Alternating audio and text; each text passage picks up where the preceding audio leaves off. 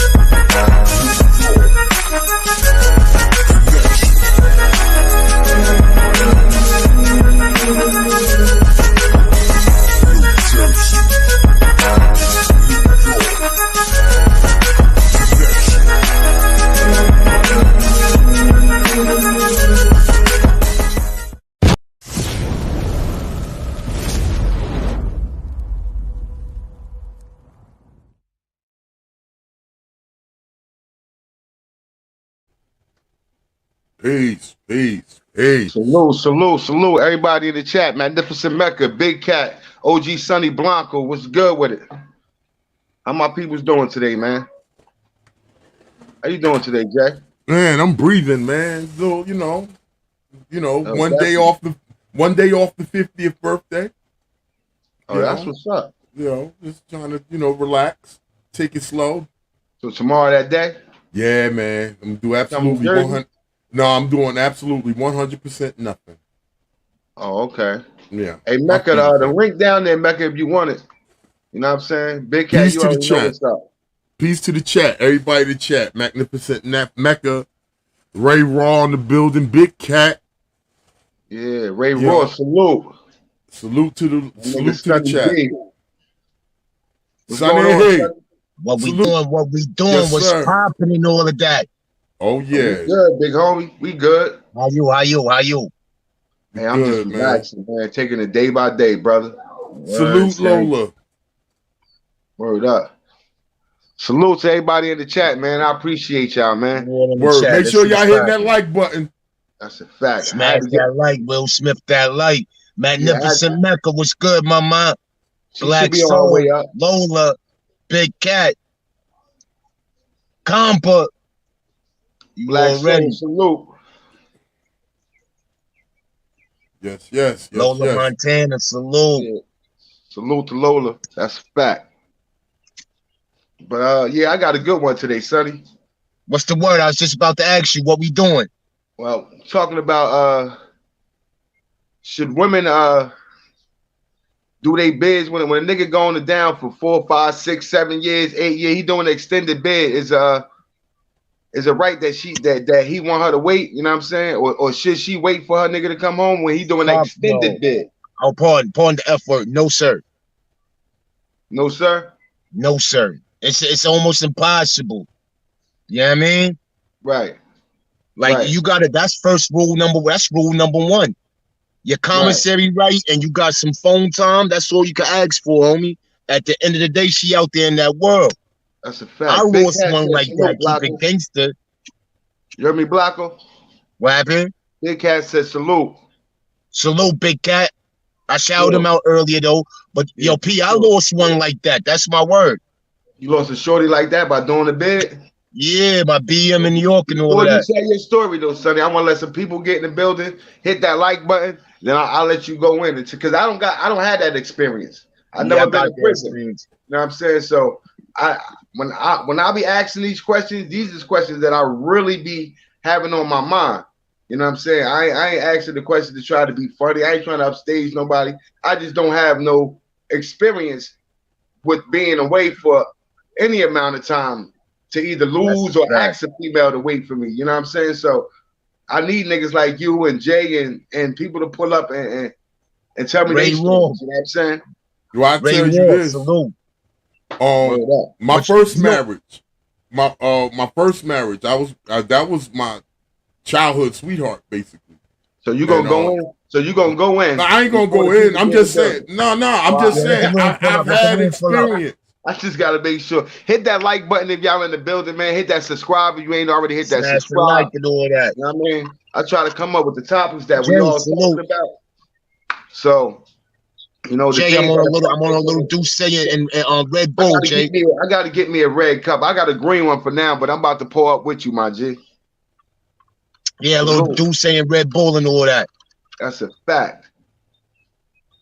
Yeah, man. Pull up. I'm waiting for you. No freaky. I don't drink nothing straight. No freaky. I gotta chase my joint. I don't even chase my joint. I mix my joint with the Red Bull.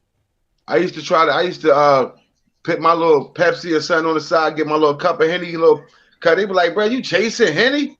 I'm like, yeah, like, you know what I'm saying? They're like, hey, yo, let me step out real quick. I'm gonna be back in 2 minutes. My good word. My nigga, this is home. Whenever you ready. Word up. Salute to the 12 that's in the chat, man. Hit that like and subscribe button, man. Hit that notification bell so you know when your boy Black to the P going in. You know what I'm saying? You definitely could pop in for a quick second. So, you already know. Let me copy that link and drop it a couple of times for you. You know how to drop it now, right? Oh, yeah. I know how to drop it. You can do it again. Do it again. You can do it again. Yeah, I've been know how to drop the link. I just didn't know how to pin the motherfucker. You got to do that at the beginning. 2 minutes. That shit was less than 2 minutes. Word. That was quick, my nigga. Word. Where's Empress? I done hit Empress up. I done hit Kuba up. Those my co-hosts, man. I really don't like to do shit without them. You know what I'm saying? But like I already had the show pinned. I put it. I set up the flyer for 8 o'clock. I hit everybody in the background with the. You know what I'm saying? You see, I'm right here, Playboy. We here. Right, that's a fact, Sonny. That's a fact. I mean, the family's so big that even when some ain't here, we still a group of us. Still good money, word. We still good money. Scorpion salute. And that's my bad for talking shit on your in your inbox while you was on the show earlier. That's my bad. I just, you know what I'm saying? I'm sorry. You messed me up with that right there because I was like, yo, yeah, I mean, you saw it, yeah, I mean, but anyway, yeah. I try to come in and show my support, throw a thumbs up, you know what I'm saying? You never forget where you come from. You never forget where you started at. And then when you appreciate it, you know what I'm saying? I can support from a distance, you know what I'm saying? That's a whole fact. That's all. But stop looking for Empress Cat, Mecca, and get your ass up here. Salute, Scorpion. Come on, Mecca. You know what it is. That's shout out King of New Jersey.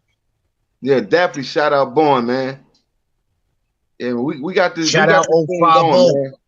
Yeah, like I'm straight trying to create something. You know what I'm saying? Something that's bigger than myself. Something that's bigger than the whole everybody. You feel me?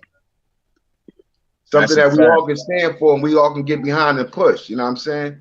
Like I said, ain't nobody trying to be nobody boss over here.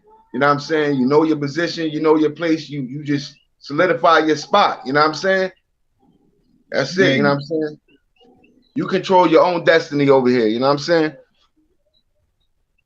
So Yeah, we ain't nobody pulling rank on nobody. Look, nigga, you do what you want to do, but just be respectful and know that you representing the squad and represent the squad right. You know what I'm saying? That's a fact.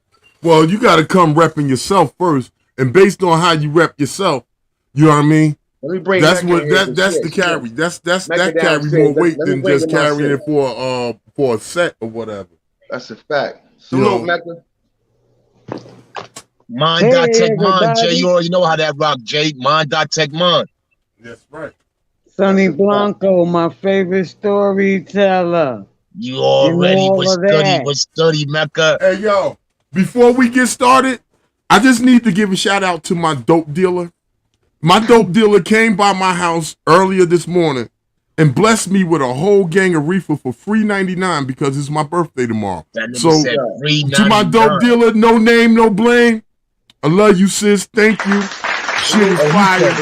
Salute to her. You heard me? Salute to her for getting that bread. Yeah. She fuck with me. Cat in the back. She fucked with me hard, man, and I appreciate the drop in, the happy birthday. She bought me a birthday card. Salute, Miss Thing. Hey, and a whole gang of reefer. What's up, Miss Thing? Hey, Mecca, I don't mean to cut you off. I know you jumped on first. I just want to say one thing only, man. If I get hit with one of them beds that you said, Black, yeah, I do not expect my girl to hold it down like that, bro. Because I would not do it. That's if a fact, Big Cat. If I put myself in her shoes, I would not do it. You know, that's a fact, Big Cat. That's all I wanted to say. If you want to dibble dabble from that, but I wouldn't do it for her. Please let us know when you're ready to go in. Big no freaky. Yo, listen. Much love. Yeah, we can go in now, bro. We can go in. We've been on for 11 minutes now, man. We can go on in. You feel me? No, I'm outside, man. It's raining out here. I mean, I'm in Florida, man. We okay. Down here. Yeah, Big Cat. That's a big thing to me. Like, you know what I'm saying? Like the thing. Great. I don't have no prison experience, right? So I ain't here to act like I done been in prison. I don't know nothing about prison. Only thing I know is what I learned from the brothers that I be around, because I've been around criminals all my life. You know what I'm saying? So, but I was smart enough to learn from their mistakes. You know what I'm saying? All is well, Queen. Thanks, Miss Thing. You know what I'm saying? I've learned to learn. I've learned to learn from other people's mistakes. It got nothing to do what you did a day, a year, a decade. Bro, yeah. if you can hit me one of them sentences you said, P, bro, I'm gonna be honest. I'm not gonna expect no girl to sit there and hold that down for me, because I would not do the same. Hey, yo, at the end of the day, number one rule, you'll drive yourself crazy if you gotta do a skid bid or if you gotta do a real bid. You'll drive yourself crazy thinking about what I'm doing. If your commissary good and you can pick up that phone and click, you'll forget the rest of that, B. That's a whole fact. Forget the rest of that. What's goody, Black? Yo, what's good? Yo, I'm just in here for a second. I don't want to interrupt nothing. I just want to salute y'all, man. I gotta go do something. Hopefully, if y'all. All right, while you in here, though, Black. While you in here, Black. I want happy birthday to your son. Happy birthday to him. You know what I'm saying? Appreciate Shout that. out to the young G. And another thing is, I want your opinion on the topic, bro. You know what I'm saying? Is it a girl's responsibility to stay loyal to you if you going down for 4, 5, 6, 7, 8 years? Should she stop living her life? You know what I'm saying? To stay loyal to you. Son still there? Froze up on me? You done froze up on me, Black? Yeah, he froze up. Look like big. That nigga ain't blinking at night. Nigga ain't cracking a smile at night. Yeah. That was too real for him. To us. So you should have. What you say, Black? You shouldn't have put yourself in a position while you ain't there. Yeah. I agree with that. Hey, yo, but watch this, though. You got to flip the coin on everything. Like I said, on heads, no freaky. On heads, I've been there. No freaky.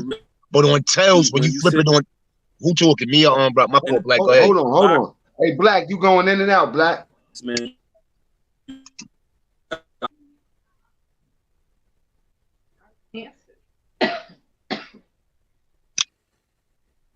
But yeah, like I was saying, you got to flip the coin, yo. On heads, no freaky. I've been there. Like I lost a chick doing a bid and all that. My BM, 2 kids buying all that. But yo, when you flip the coin, though, a nigga always be thinking like, yo, all I did for mine, like, yeah, I held mine down, I did this, that, and the third. She wasn't complaining when I was out there getting it. She was helping me spending and all that. So on one part of you like, yeah, she's supposed to hold me down. But then realistically, you got to think she out in that world, man. Niggas is getting at her every day, B. And before niggas getting at her every day, like she out in that world, you doing a nickel or better, you might as well forget that, man. You lucky if she holds you down for a year. But shouldn't you let her go do her? If you got to do 5, 10, 15 years, shouldn't you say, no, listen, I fucked up for myself. You know what I'm saying? Go do you, man. On one of my bids, I told I was like, yo, I don't even want you to come visit me. You know what I mean? My books is good. I don't need no commissary. I don't even want you to come visit me. Like, go do you. You know what I mean? Miss Thing said, I told my husband a long time ago, if he do something, some fuck shit, that get him locked up, and he know it's gonna affect me and the kids, forget about it. Somebody got to get this shit wet every now and then. Hey, yo, but that's why I said flip the coin, though, Miss Thing. Flip the coin. Say you got a dude out there that was getting it, right? But he didn't step your lifestyle up. Like, he done upgraded your lifestyle. You went from walking to driving BMs and all that. You went from tenements to houses and all of that. Like, don't you think you got to look? You weren't complaining when he was upgrading you. Yeah, I mean, not talking about you personally. Not talking about you personally. Just putting it out there. You weren't complaining when he was upgrading you. Yeah, I mean, so if that nigga got to do a nickel, you might, when you flip the coin, you might do. That nigga might deserve your loyalty for like a nickel or something. I respect one that do 1 or 2 years with a nigga, right? But let's be serious. You know what I'm saying? 10, 15 years and like, no, like, come on, you basically gotta stop living your life because he no longer able to live his. I mean, that's the facts. That's a whole fact. But watch this. Flip the coin. Look at Papoose. Papoose and Remy Ma. Like, he held Remy Ma down, but Pap was doing his thing. Like, Pap had a baby and all of that, but he was still holding Ma down. And that's a fact. Like, that's another question, right? So if she her dude in jail and she know, yo, when he come home, I'm gonna be with him. You feel what I'm saying? She might, you know what I'm saying, but she gotta let any nigga that she fuck with on it. Look, listen, when dude come home, this shit is over with. You know what I mean? That shit don't work, homie. That shit, because then you got emotions and all. All right, boom, let's go personal without being personal. Like, you got emotions and all that involved. Like, when Shorty, I might have been down like about a year and some change, and Shorty stepped off, right? And I felt the vibes and all of that. But then when I got out, like, Mom Dukes was telling me, Mom Dukes was like, yo, you had some time to do. We was expecting her to do her, but we was telling her, like, you ain't gonna find another nigga like that. Like, you need to hold on to that when the nigga step back out.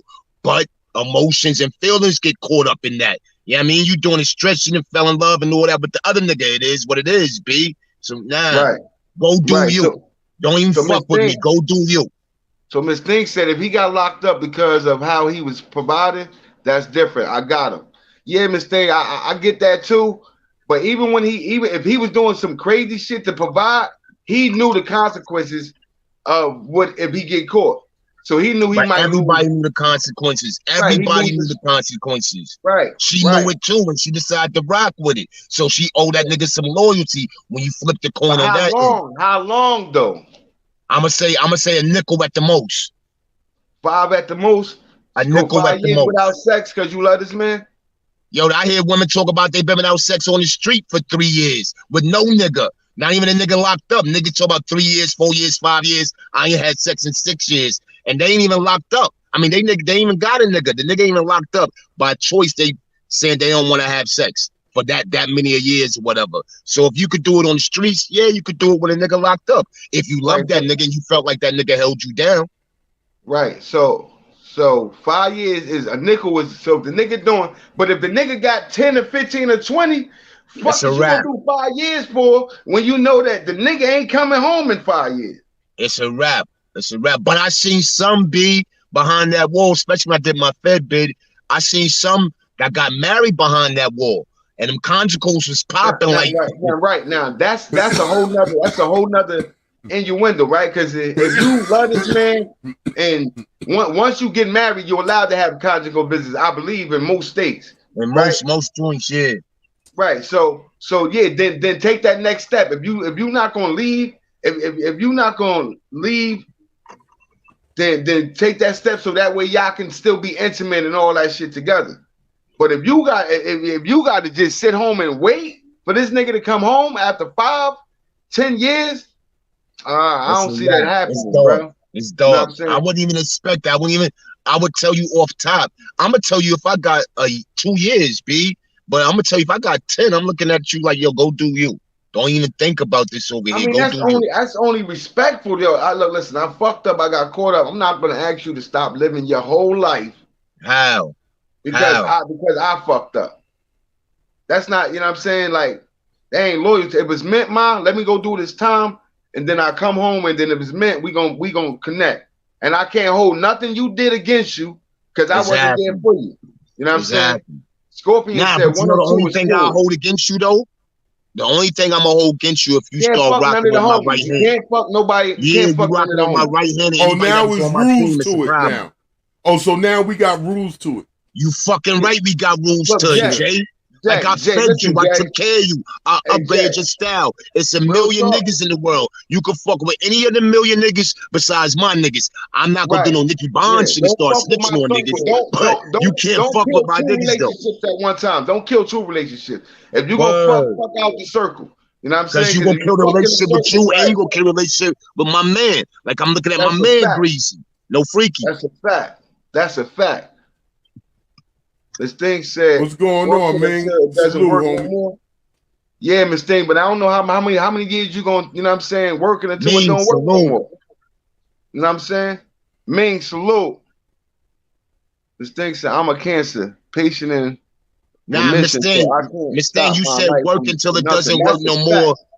You can't do that, Miss Thing. Hold on, Sonny. Hey, Jay, give Miss Thing a round of applause. She said she's a cancer patient in remission. You know what I'm saying? We fighting this fight with you, Miss Thing. That's a fact. We got this fight with you. Hey, listen, if you need some marijuana butter, I got you. You want some pain? Don't take that nigga marijuana butter. That nigga marijuana butter had salute. I said salute, fatty at, but hey, yo, but Miss Thing said something black. Miss Thing said in the comments, she said something to the effect of, make it work until it doesn't work. Nah, Miss Thing, you might as well cut that short. Don't even try that make it work till it doesn't work. Because say you 2 years in or you 3 years in and then you decide it don't work, you didn't crush the whole lot of shit. Like, go ahead and dead that from the start if it's going to be like that. That's a fact. That's a fact. If you know, you can't. I wouldn't want my girl trying to. I don't want you to try to be loyal. I don't want that because it's gonna break you. You know what I'm saying? And I don't want you to, because you're gonna start complaining to yourself at home. Damn, I go up here, I take him commissary, I be at every visit, every phone call. It's costing me. I gotta keep money on the phone, so when that nigga call home and like, it's gonna start becoming a bother to you. Hey, yo, but watch this though, Black. Watch this though, Black. It was a skit I saw one time on my nigga Vic Sling shit. Shout out Vic Sling Hope and all that.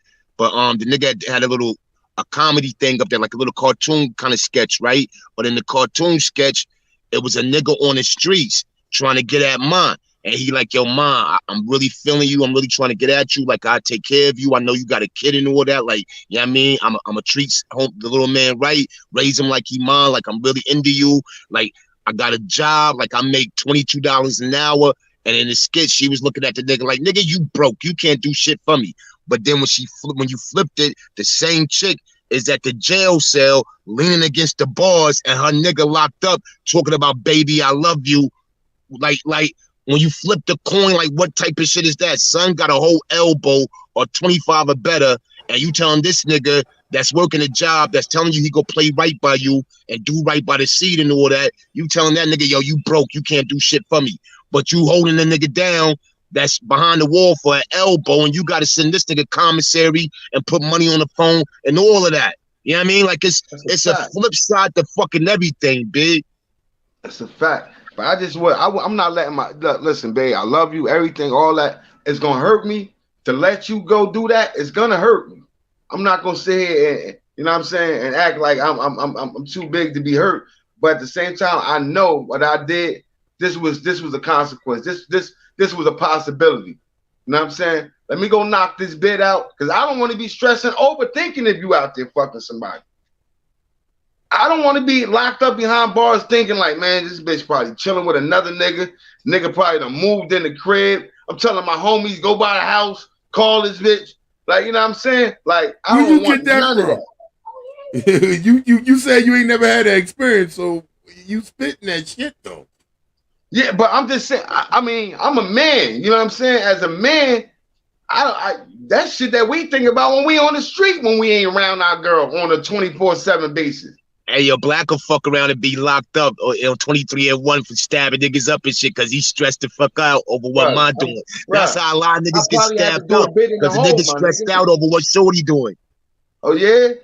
Yeah, son, now niggas get stabbed. Nigga in his feelings.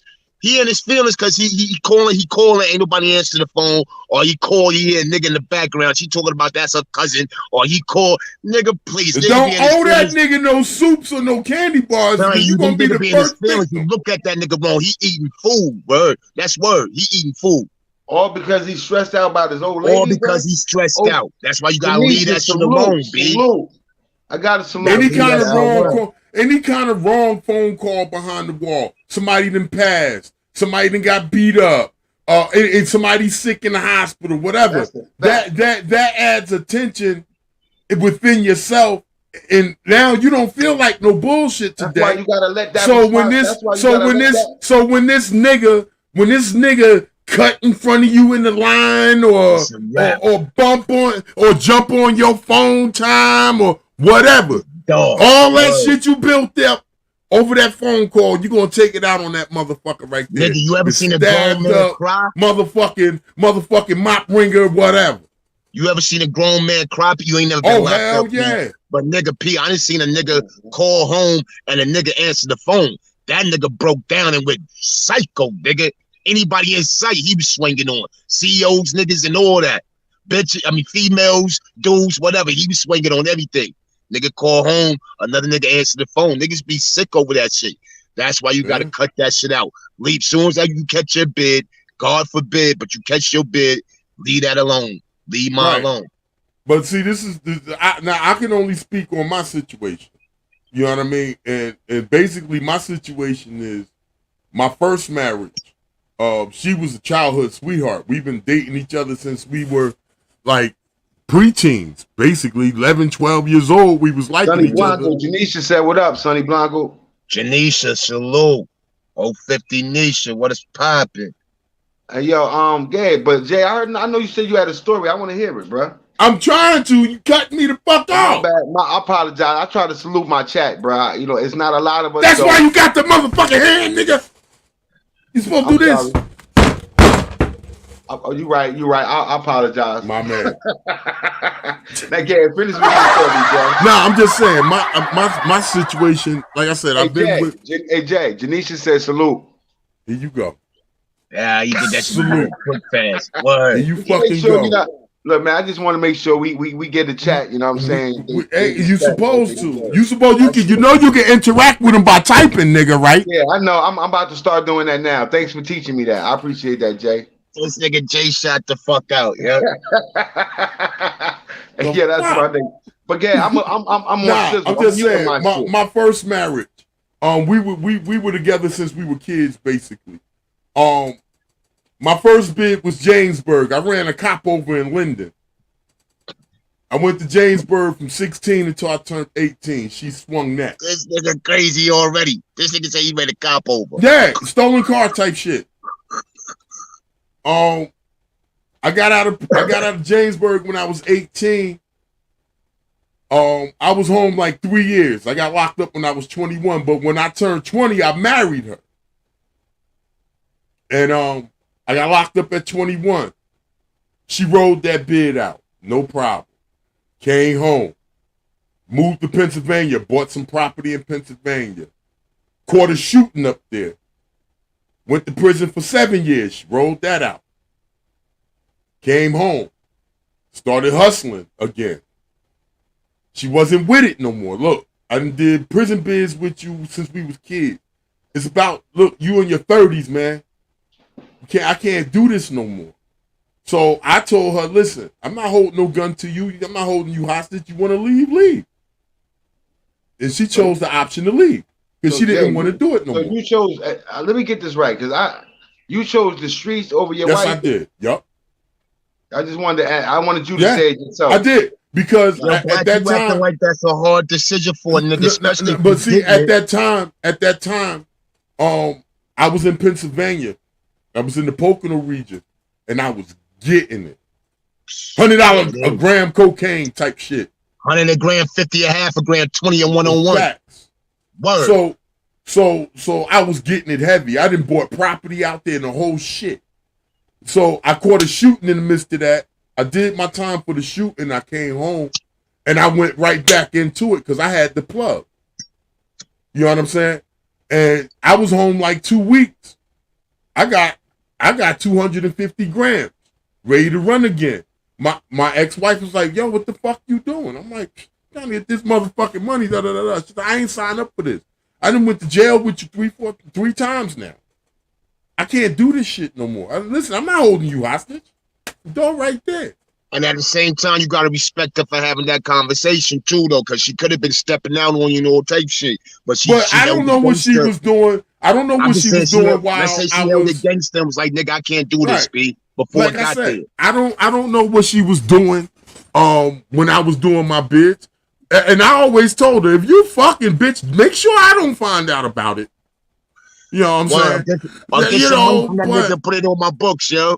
No, but see, that wasn't even needed because how my situations were set up. Every time I go to jail, I got my family behind me. I don't have worries for money. It's nothing to tap into my family. Yo, send me $100. Oh, I'm trying to get a TV. Send me $500. Whatever. I never had to tap into no woman for money while I was locked up. You know what I'm saying? So I've always had it. You know what I'm saying? My last bid, you know, you got to do processing first, right? When I finished my processing, when I hit the yard, I had a stack on the books already. My pops held me down. That's a good look. Word. You know what I'm saying? So, but after we divorced, I was still in the streets. I caught my last bid. And I did that shit solo without a woman. And I'm going to say this. Doing that bid solo without knowing that I got a woman out there, it was the easiest motherfucking bid I can do. This is the first time in my bidding career I had got gang minimum, full minimum, went to the halfway house and all that shit. And I put that on God. Right. So you didn't ask her to do the bid with you. She voluntarily did the bid with you. I think she felt obligated because we were married. But y'all wasn't married when you went the first bid. No, right. I was a juvenile when I went to jail. I went to Jamesburg for 2 years. Right. But we were kids. Oh, it's funny you said that, Jay, because you just made me think. Like right before I told you my shit stepped out on me when I was doing my Fed bid, right? I did 4. But right before she stepped out, right, she said, yo, let's get married. I'll come down there, I'll marry you in the joint, let's get married. Me being a prideful nigga, I was like, nah, I ain't marrying you in no fucking jailhouse and all that good shit. And then like 4 months later, she was doing her. Right. Hey, Sonny, right? Over here a little bit different, right? So we trying to have a serious conversation, right? You know what I'm saying? You know, trying to enlighten each other, right? And Miss Thing talk about Sonny Blanco, you look like your feet swinging from side to side when you sit in the chair. Yeah, because I see right there. Don't freaky, I'm shaking my legs over here. Don't freaky. I don't know how you saw that, G. Don't freaky. Don't you ever say no dumb shit like that again, Miss Thing. Don't you ever say no mook shit like that again, though, Miss Thing. You're gonna have a problem. I don't even fight girls. I'm gonna go get my sister, B. Go get my sister to wear you out, B. Love, y'all. Hey, yo, Miss Thing, that's what they do over here, Sonny. You be having a dead serious conversation, and Miss Thing out of nowhere, somewhere in the background with her fucking sniper rifle just gunning. You feel me? That's what she do. That's what she do. We all love Miss Thing, yo. She said my feet were swinging like I'm short. Yeah, that's crazy. She said, Sonny Blanco, you look like your feet be swinging from side to side when you sit in the chair. She got me on some Kevin Hart shit. Nah, I ain't that short. I'm 5'7", y'all. I ain't that short. Yeah, I mean, that's fucked up. That's what she do, though, bro. She a gun at Compa, then tell Compa. That's one strike. That's strike one right there. She strike herself the fuck out. I ain't gonna give you no strike ones. I'm gonna pop that shit back. I seen your picture. You like the female version of Arnold from Different Strokes and shit. Whoa. What you talking about, Willie? Yo, what you talking about, Willie? Yeah, but so you shorty, why you shorty leave? Just because you was doing the 1 year? Who, me? Yeah, we know why Jay White left because I did 4. I ain't do 1 year, B. I did 4 Fed. And she held me down for like a year and a half. Then after a year and a half, she got sideways, which I like I told her, do you from start. That's gonna be me. This ain't my first bid. My first bid was 18 months, so I know what it is already. And this is a Fed bid, like on the Feds. My first bid was state, and the Feds, they move you the fuck around.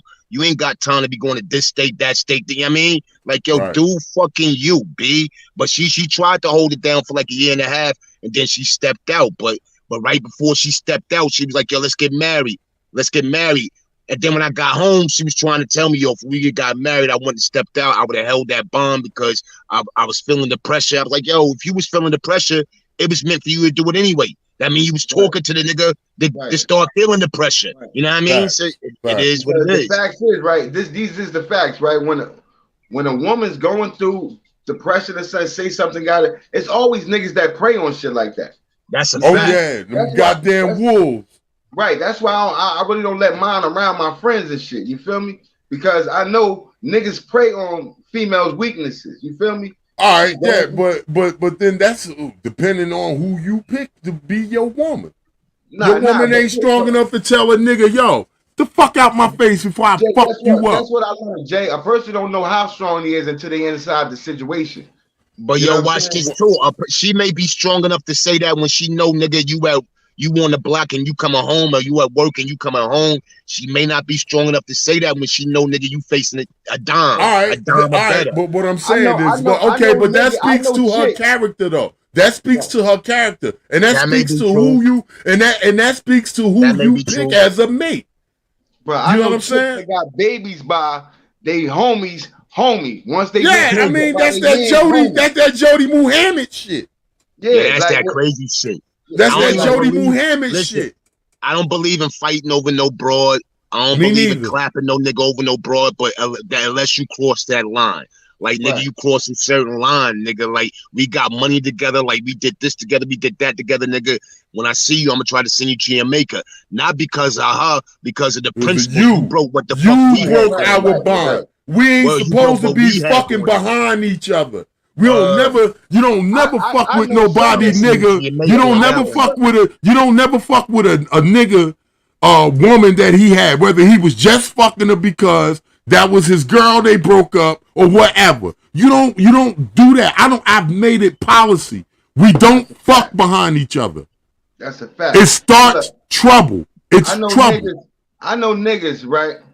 That done snitched on niggas to get them locked up all because just so they can get them pussy. I swear to God. Yeah, that's got to be the weakest nigga on the planet Earth. That's got to be the weakest nigga on the planet Earth. What on this nigga just so you can fuck his girl, bro? That's crazy. That's and niggas will put money into that. You know, after the nigga gone, that nigga throwing money at the hoe. You know what I'm saying? Till she bite the hook.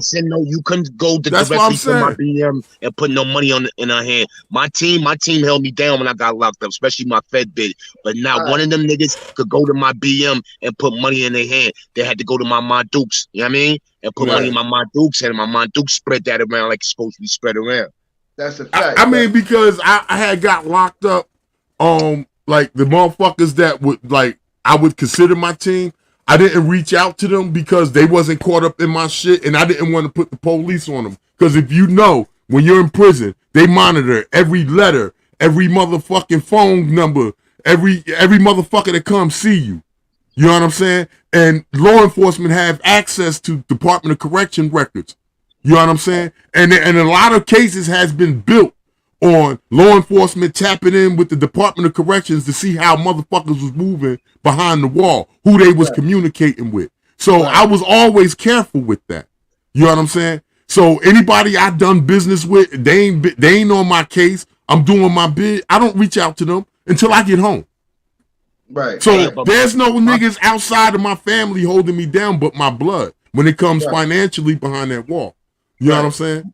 My bid was sweet though. Anyway, hold on, Sonny. Let me comment off that though. Shit, nigga, your cousin will fuck your girl once you get back. Like them dirty dick niggas. Brother. Yeah, you know I got dirty dick niggas in my blood. Yeah, but see, this is what I'm saying. Them niggas know me though. A1 the boss, my bad. Now you gotta say this though for me, Black. Them niggas know me. Right. And they know who and who not to do certain shit too. Right. I'm one of the niggas in the family you don't do that shit to. No, they know that about me. And I put that on my mother and my dad homies. I will knock your fucking brains out, boy. You know, they know me. Word. They know me. My family. I ain't talking about no niggas outside my family. I got some dirty dick niggas in my family. Believe me. That's a fact. But they never tried me. They never tried me. Why? Why they ain't never tried me, Black? Obviously, you let it be known. I split your shit to the white meat show. That's why. That's a fact. But you was married though, so I don't. Them niggas don't give a fuck. Them niggas are still throwing at you like Montana to Rice. Yours, for you and your family. I know niggas don't give a fuck. This nigga said like Joe Montana to Jerry Rice. This nigga shot you throw that shit like Montana to Rice, nigga. For real. But like I said, you never asked. You said she felt like she was obligated. My man. Yeah, because we were married. But like I said, I did my juvenile bid. I came home. I was home a year. We were still together. I married her. A year later, I caught a bid. I had to go through 3 years. We were married. But was you mad when she decided to leave? Let's be honest. No, because at that time, I'm gonna get to that. At that time, where my mind was at, I was a street nigga. I was running them streets. I was getting a lot of my bread through what I was doing in the street. And for me, I felt like she was trying to interrupt my money. And at that time, the mind frame I was in, at the time and the mind frame I was in, it was like, you're in my way. Listen, you don't have to be here. I'm not holding you hostage. The door's right there. And that's exactly what I told her. Yo, when you start getting when you start seeing a certain amount of bread, B, you get addicted to that shit. Like I'm telling you, this shit worse than the crack. You might drop everything but your seeds and mama love. Word. You my nigga, Jay. I love you. You my nigga. But that's fucked up, right? Because she did the first bid without being married, then did the second bid while y'all was married. You feel what I'm saying? And then when it came before you did the third bid, or after you did the third bid, she told you, look, I can't do this shit no more. After the third bid. Yeah. After the third bid, she can't do it no more. She couldn't do it no more. So you should have said then, what's more important to you? And you chose the streets at that time. Right. You feel me? So you was an ignorant ass nigga for that. I mean, it made you. I wouldn't necessarily say ignorant, but where my mind was at, where my life was at the time, it wasn't ignorant. It was a calculated move because again, she was in the way of getting my bread. So it was business over love. It was business over love. You fucking right. Like this money and when you play business like that, is never like personal. Necessity, B. You should never let nothing personal interrupt. Hold on, homie. Hold on. You should never let nothing personal interrupt your business. I don't give a fuck what it is. If that's what you do, that's what you do. You stand on it. And if personal shit comes within that, you got to eliminate something. And like I say, at that time, I was in them streets. That was my obligation. So I chose that over her. Black, why you think niggas end up with 3 baby mamas and 4 baby mamas and 5 baby mamas and this, that, and the third? Why you think that shit happened, B? Especially when you was getting it. Huh? I got 4 baby mothers. Nah, but I'm talking about like a nigga that was really. No disrespect. I ain't know how you played, but a nigga that really. He was a dick slinger. He was a whore. That's why he got 4 baby mamas. I'm gonna keep it 100 with you, Sonny. Right? Nigga, you bouncing from state to state and all type shit crazy. When I used to beef with niggas, I ain't have to scrap. I used to go fuck niggas' girls. You feel me? I be like, yo, I ain't about to fight this nigga. I'm gonna go fuck his girl. You was popular because of the ball. Dick nigga. I was an athlete. I wasn't popular because of the ball. I was popular because I lived in the hood, nigga. I'm a baker. My family known through my whole hood. Everywhere, the whole city know the Bakers. You feel me? So it's like one of the them niggas do come deep. Hey yo, I never seen a squad roll up with babies in the stroller with sticks. Facts. Like, the motherfucking dog got a bat in his mouth. Hey, like everybody come to fight. When they say if you want United, everybody be like, I want that smoke. You don't want that smoke with them babies. You want that smoke, nigga. I'm gonna tell you that in my city, Elizabeth, the Baker family, this nigga family, you don't want that because they all coming. All of them. All of them. Midtown. Them niggas from Midtown. I remember the motherfuckers. Something happened on Florida and Captain with one of y'all. And motherfucker, it was about 100 of y'all niggas out there, like 3-5 dogs. I don't know about 10 kids in strollers with sticks. Like, yo, these niggas was deep. Hey, Jay, that's them niggas was deep. That was like in like 9-2. I remember that shit. When you say Voltron, nigga, we form like Voltron. I ain't bullshit. That's a fact. And I was the super athlete type nigga. I wanted to play football, basketball. You know what I'm saying? I ain't really get into, you know what I'm saying, to a lot of shit. But when I did, I held my own down. I never called my family for shit. They can tell you themselves. You know what I'm saying? I got jumped by myself, nigga. You know what I'm saying? Shit. Who was fool enough to jump you? Oh, it was those out there. We all like who? Oh, you gotta put a name on that shit. Oh my God, it was a lot of them. You gotta put some names on that shit. I'm gonna tell you in the background. Because all them niggas is my friends now. You feel me? Oh, you fuck with niggas that jump on you? Yeah, but listen. I wish I would. I catch one of them on. I'll shoot the shit out of one of them niggas. Fuck out of here. Ain't your friend, nigga. You whooped my ass before. Fuck you. Pow. Bitch. Boy, I'm telling you. Front, though. That shit happened one time to me, though, Jay. Like, I think I was in, like, my beef never really started with me. I may have got about, out of 80%, 90%, 100% of beef, 10% was my shit. The rest is the other niggas are trying to hold other niggas down. That's a fact. I think I was like in junior high school, like 7th grade or some shit. And a nigga the bully tried to jump on my nigga. And when he tried to jump on my nigga, I wore that nigga out. But we became friends after that shit. We became friends after that shit. Word. Now, you know, niggas from uptown used to then go downtown, especially when the Pioneer Homes and McGlory Manor was down there. I used to be down there. I had some pussy down there. Right?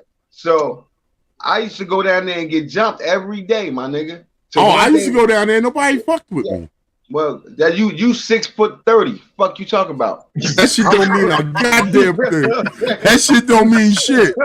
You know what I'm saying? You 6'30", but when I would go down there. Till one day I went down there. Like, I used to go down there, and I know I was going. I used to try to creep through, but you can't creep through downtown, bro. All them niggas know each other. They all connected, bro. They do a hootie hoo or some shit. Niggas just came out the woodwork. Yeah. Word is bond. One day. Yeah. One day I creeped through there. I was going through the Pioneer Homes, second court, and one of them niggas saw me. He ran and got his homie. When his homie got there, he was like, "Oh, that's KB." He's like, "Bro, KB, you good down here, bro? You the only nigga that don't run, and you still keep coming. Like either you stupid as hell, or." I said, "Bro, my family live down here, bro. I'm not nothing gonna stop me from seeing my." I had some pussy down that motherfucker. I got my respect downtown. My respect uptown. You already know what it is up there. Hey, listen. I used to swim downtown like a motherfucking fish, boy. I had some good pussy hole down there. I wouldn't give a fuck what y'all niggas about to do. I'm gonna come tap into this pussy hole, boy. Hey, I'm stealing that shit. Here.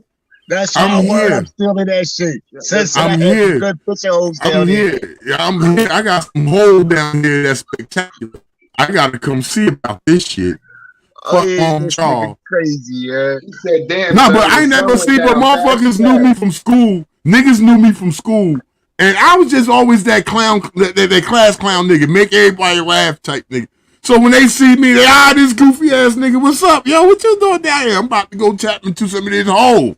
You know what I'm saying? That's what I'm down here for. The niggas, I ain't never had real problems with niggas like that. Listen, hey, Sonny, she is tearing your ass up. She said, damn, Sonny, son went down hella fast. Look, Sonny got the fuck up out of here. He about to go jump in the chat and fuck with her. Says crazy. I'm from Jersey. Never been up north except to Jersey City. Well, come to the Wick, my nigga. You always welcome here. Hey, Scorpion, what part of New Jersey you from? It got to be South Jersey. South Jersey. Yeah, I went to go tap the chat shit and I hit the leave button by accident. Oh, okay. She just said the sun went down kind of fast where you live at. Yeah, the sun went, but it was already down. I had the light on, but then I turned it off for a minute. Yeah, right. Hey, what you sitting up in, Sonny?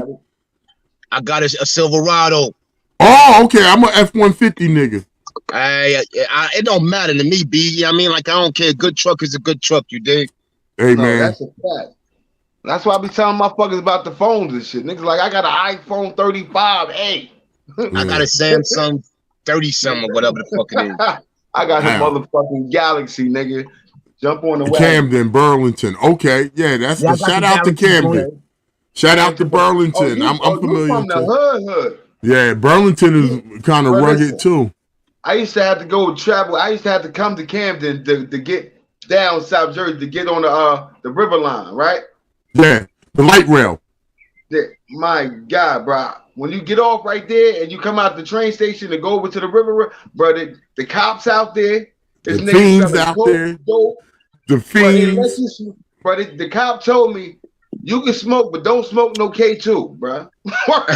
Yeah. He said, word is mom. Smoke anything you want, just as long as it ain't that K2 shit. Bro, in order for me to get to Bridgeton, I had to go through Camden to get on the river line. Yeah, you had the light rail, yeah. Oh my God, bro. Camden is the land of the working dead. Matter of fact, I was getting on the light rail in Trenton, riding it all the way to Camden, then waiting in Camden to get on the bus from Camden to Bridgeton. Okay. And standing there at that bus stop is ridiculous, bro. A nigga was getting robbed across the street. The nigga had the police standing over where we at by the bus stop. A nigga across the street in front of the train station getting robbed, and the motherfucker was like, he had to call the police, like, yo, y'all don't see this nigga with his hand in my fucking pocket. I said, bro, wow, like the police was sitting, we all looking over them, I'm like, yo, they robbing my boy. He had to tell the police, like, yo, what the fuck? Y'all don't see this guy with his hand in my pocket? Like, that's crazy. How you got the police don't do shit out there, bro. Yeah. Not that I see. Salute to Camden, my nigga. Yo, man, land of the motherfucking 10-foot potholes. I swear to God. I tore a motherfucker. I had an Acura I tore up going through there. Yeah, Camden, definitely, there's a lot of zombies out that bitch. That potholes, too. Yeah. Peace to the Universal family in the chat. Peace, Infinite. Mecca. BTV in the building, y'all. Matter of fact, the bus that we was getting on, Scorpion, word is bond, the bus would go to Camden, it would come to Camden, then go to Philly, and then we had to catch that bus when it come back. And it was like a half an hour, 15 minutes. Like so there was like a 15-minute ride to Philly from where we was at. To New York, yep. Yeah. Yeah, that's a fact. I've only been on that light rail river line one time, and that's when I got released. Salute. When I got released from yeah. What year is it? 2006. Oh, okay. I got an 05 F-150, but my shit looked pristine. My shit look like it's brand new. Work truck, nigga. Oh, my shit a work truck too, but it's just so pretty. Right, so it's clean too, man. Hey, yo, Mecca, you been quiet as hell, Mecca. I know you got an opinion because you ain't said shit this whole time. But Mecca, you do jail bids with niggas? Excuse me? I said you do jail bids with niggas? Nah, I'm in here cooking. I'm making me some No, I'm asking you a question. You could just say we was boring you to death, Mecca. It's all right. No, I'm cooking, man. I told you I'm making me some gravy for my cube steak, and I got me some teriyaki noodles. I'm listening. Okay. Mecca, I got a question for you. Okay. Okay. You was with a man worth his salt. You know what I mean? And he so happened to go to prison.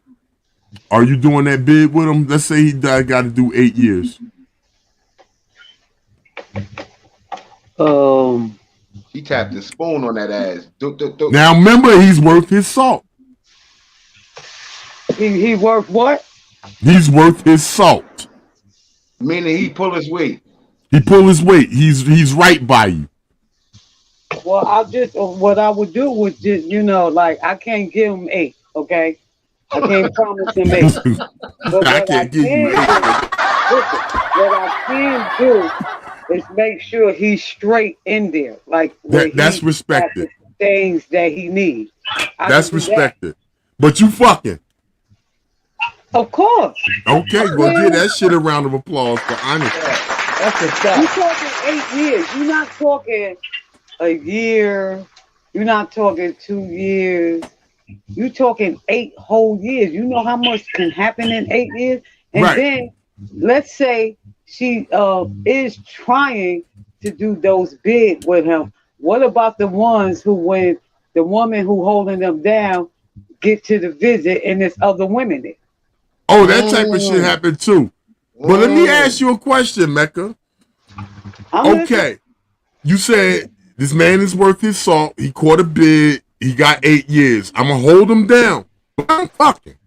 Now, my question to that is, will you disclose that to him or will you keep that in your pocket? No, I'm going to tell him. You're going to have to tell him, right? That's going to be you have to tell him. Yo, you know what's going to happen when you tell him that, right? It don't matter because he said, look, it don't matter because you're going to have all your commissary. You're going to have everything that you need. Where if you was out here, what you gave me, I'm going to make sure you have that. I don't have a problem with that. But what I'm not going to do is I'm not going to give up my orgasm when you probably in there with the books getting your little orgasms off. Oh, why I gotta be like that? Hold on. Wait a minute. Say that again. Say that last part again. The fuck you just said? I said, right? Y'all be having the books, right? Oh, okay. Yeah. So I used to tear black tails out the frame. Right, and y'all get to have y'all little orgasms or whatever. So, like you talking 8 whole years. All right, well, I'm gonna say this, and for the record, in my 5 bids, I've never got caught up in a homosexual activity, and I've molested. Hold on, I'm just setting the record straight for me, madam. And I've molested many of Blacktail magazines. Thank you. Right. So you would consider that cheating because he in jail and he looking at a magazine? No. I never said anything about cheating or anything like that. We talking about holding the person down, and I'm okay. No. I got that part. I understand that part, and that's admirable. But like I said, the part where he knows that okay, you got everything you need out of me, but I'm gonna be fucking. And I'm asking you, how do you think that shit gonna sit with him? It doesn't matter how it's gonna sit with him. He has to accept it. What can you do about it? But I'm gonna tell you what comes with acceptance with that. That nigga is very volatile because he's emotional because he don't know what the fuck who you with or what the fuck you doing. You might be doing some shit. You might that new nigga might be having you do some shit you never did with him. And when he come home, he worrying about if he gonna be able to hit the bottom of the pussy, or whatever. So I'm saying, so with that on that man mind behind the wall, man, the potential of motherfuckers getting stabbed and the potential of it's very high. Yeah, it's gonna be a crazy situation. So it's like an 80% ratio on that right there. We're not supposed to live our life, go on with life. Now you're supposed to do that, Mecca. I agree with you 100%. Because he can't control his emotions.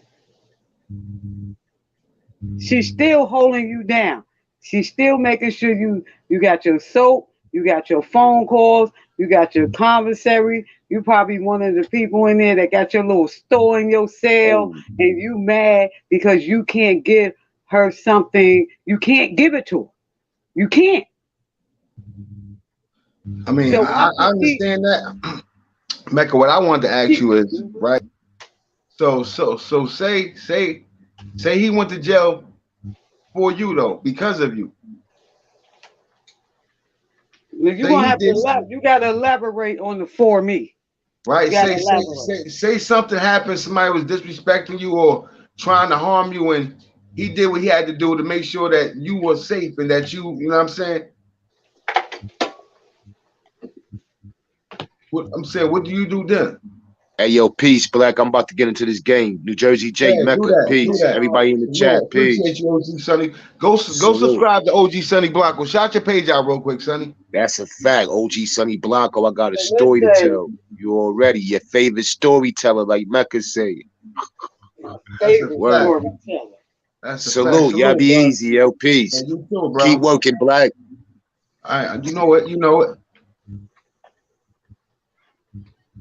But go ahead, Mecca. Okay, let me tell you something. So you saying, is it my husband? I'm just saying, whether he your husband or not, whether, if you've been in a relationship with this dude for a minute and somebody, say y'all coming out the store and somebody try to snatch your purse or somebody, walk up on you and try to do something disrespectful to you, do, and he end up doing what he got to do to hold you down. Do you, are you doing this man bid with him or not? It's the same. What's up? Okay, how much time? See, listen. If he got 25 to life, or he got a life sentence, right? Then no, I'm like I said, my job, my holding him down. See, this is what. Eliminate the sex for right now. Okay. So I'm providing the necessities that he needs, whether I'm having sex with somebody or not. He's still getting the phone calls. He's still being taken care of. That's what Mecca just said. That's what Infinite Mecca did. So that's a whole nother discussion. Because now I'm thinking, is doing a bid with a nigga not fucking another nigga, or is doing a bid with a nigga making sure that he good throughout his bid?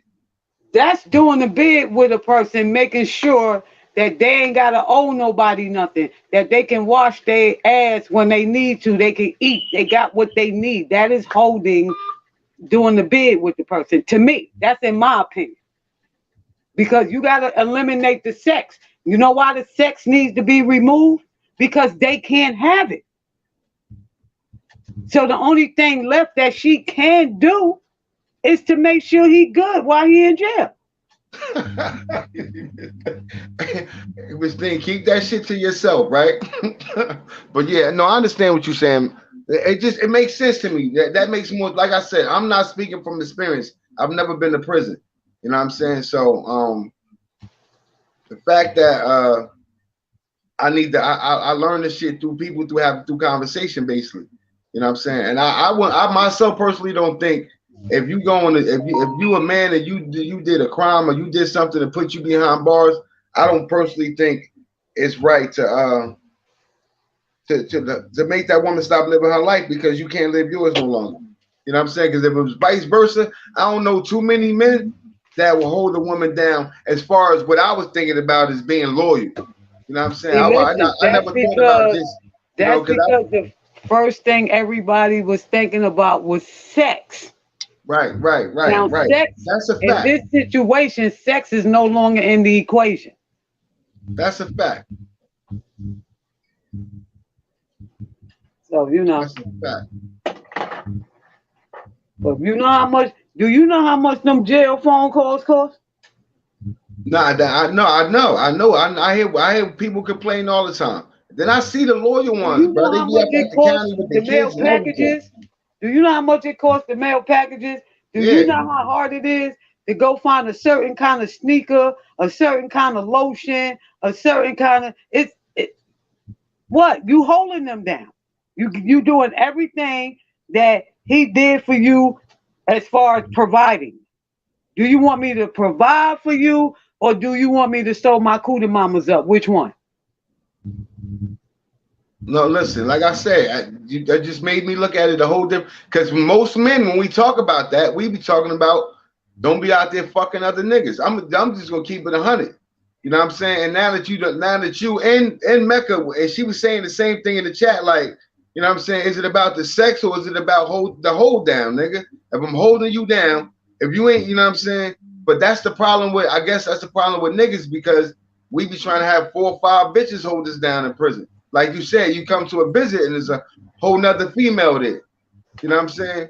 When you not so this, thank God I've never been there. I appreciate, you know, I'd rather have these conversations and learn than experience it myself, to be honest with you.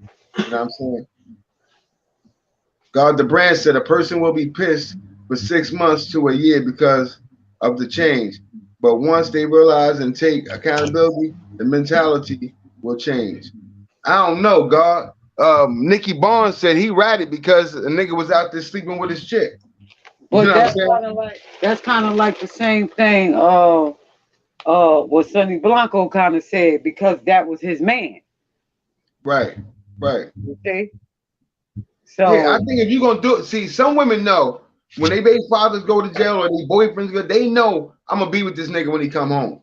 They already know it. So if you're gonna do it, if you're gonna do you, at least do you away from the hood. Like, don't do you. I shouldn't have to come home and sit around niggas that you've been fucking the whole time I was in jail. That's just my feeling. So if you gonna do it and you think we gonna be back together, the possibility, go fuck a nigga from out of the city, another town, whatever. Just don't fuck niggas in my community, because it's gonna be hard for us to move on past that. That's just my thoughts. You know what I'm saying? But she gotta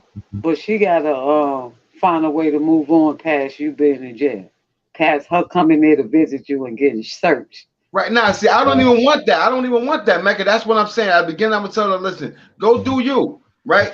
But if you think it's gonna be a possibility that we're gonna get back together after I go through these couple of years or whatever, if you're gonna fuck niggas that's not in the hood, like fuck, no, you know what I'm saying? I shouldn't have to come home and hear shit and do none of that. You feel me? Now that we talk about moving on with this relationship, but we talk about still building, because like you said, it could have been a good thing before I got caught up. You know what I'm saying?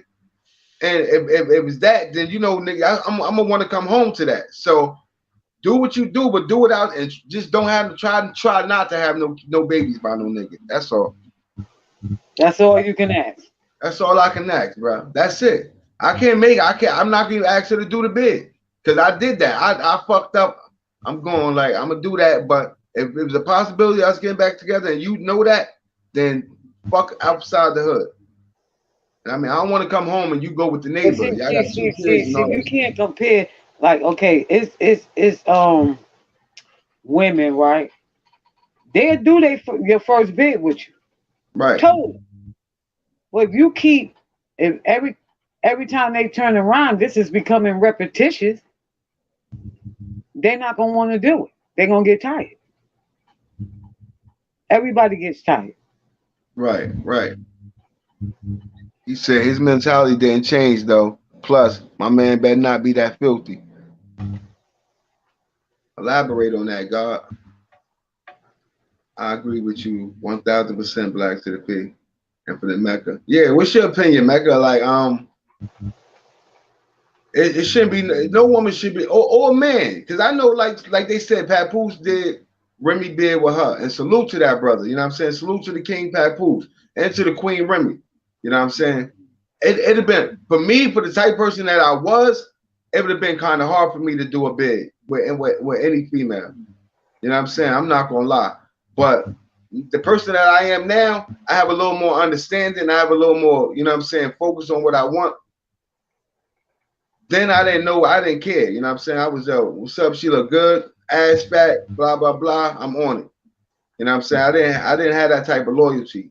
Just to my kids, you know what I'm saying? So no matter what woman I dealt with, I always brought my kids together. But when it came to, I don't know about, I could have did that. I would, if doing the bid is making sure she good, I would have did that her whole bid. I don't give a fuck how many years she had. As long as I could provide or look out without it taking away from my children, I would have definitely did that for her. I definitely gave that to her. You know what I'm saying? Said, don't eat and shit out the same pot. My grandfather used to say. That's a fact. That's a fact. You can't eat and shit out the same pot.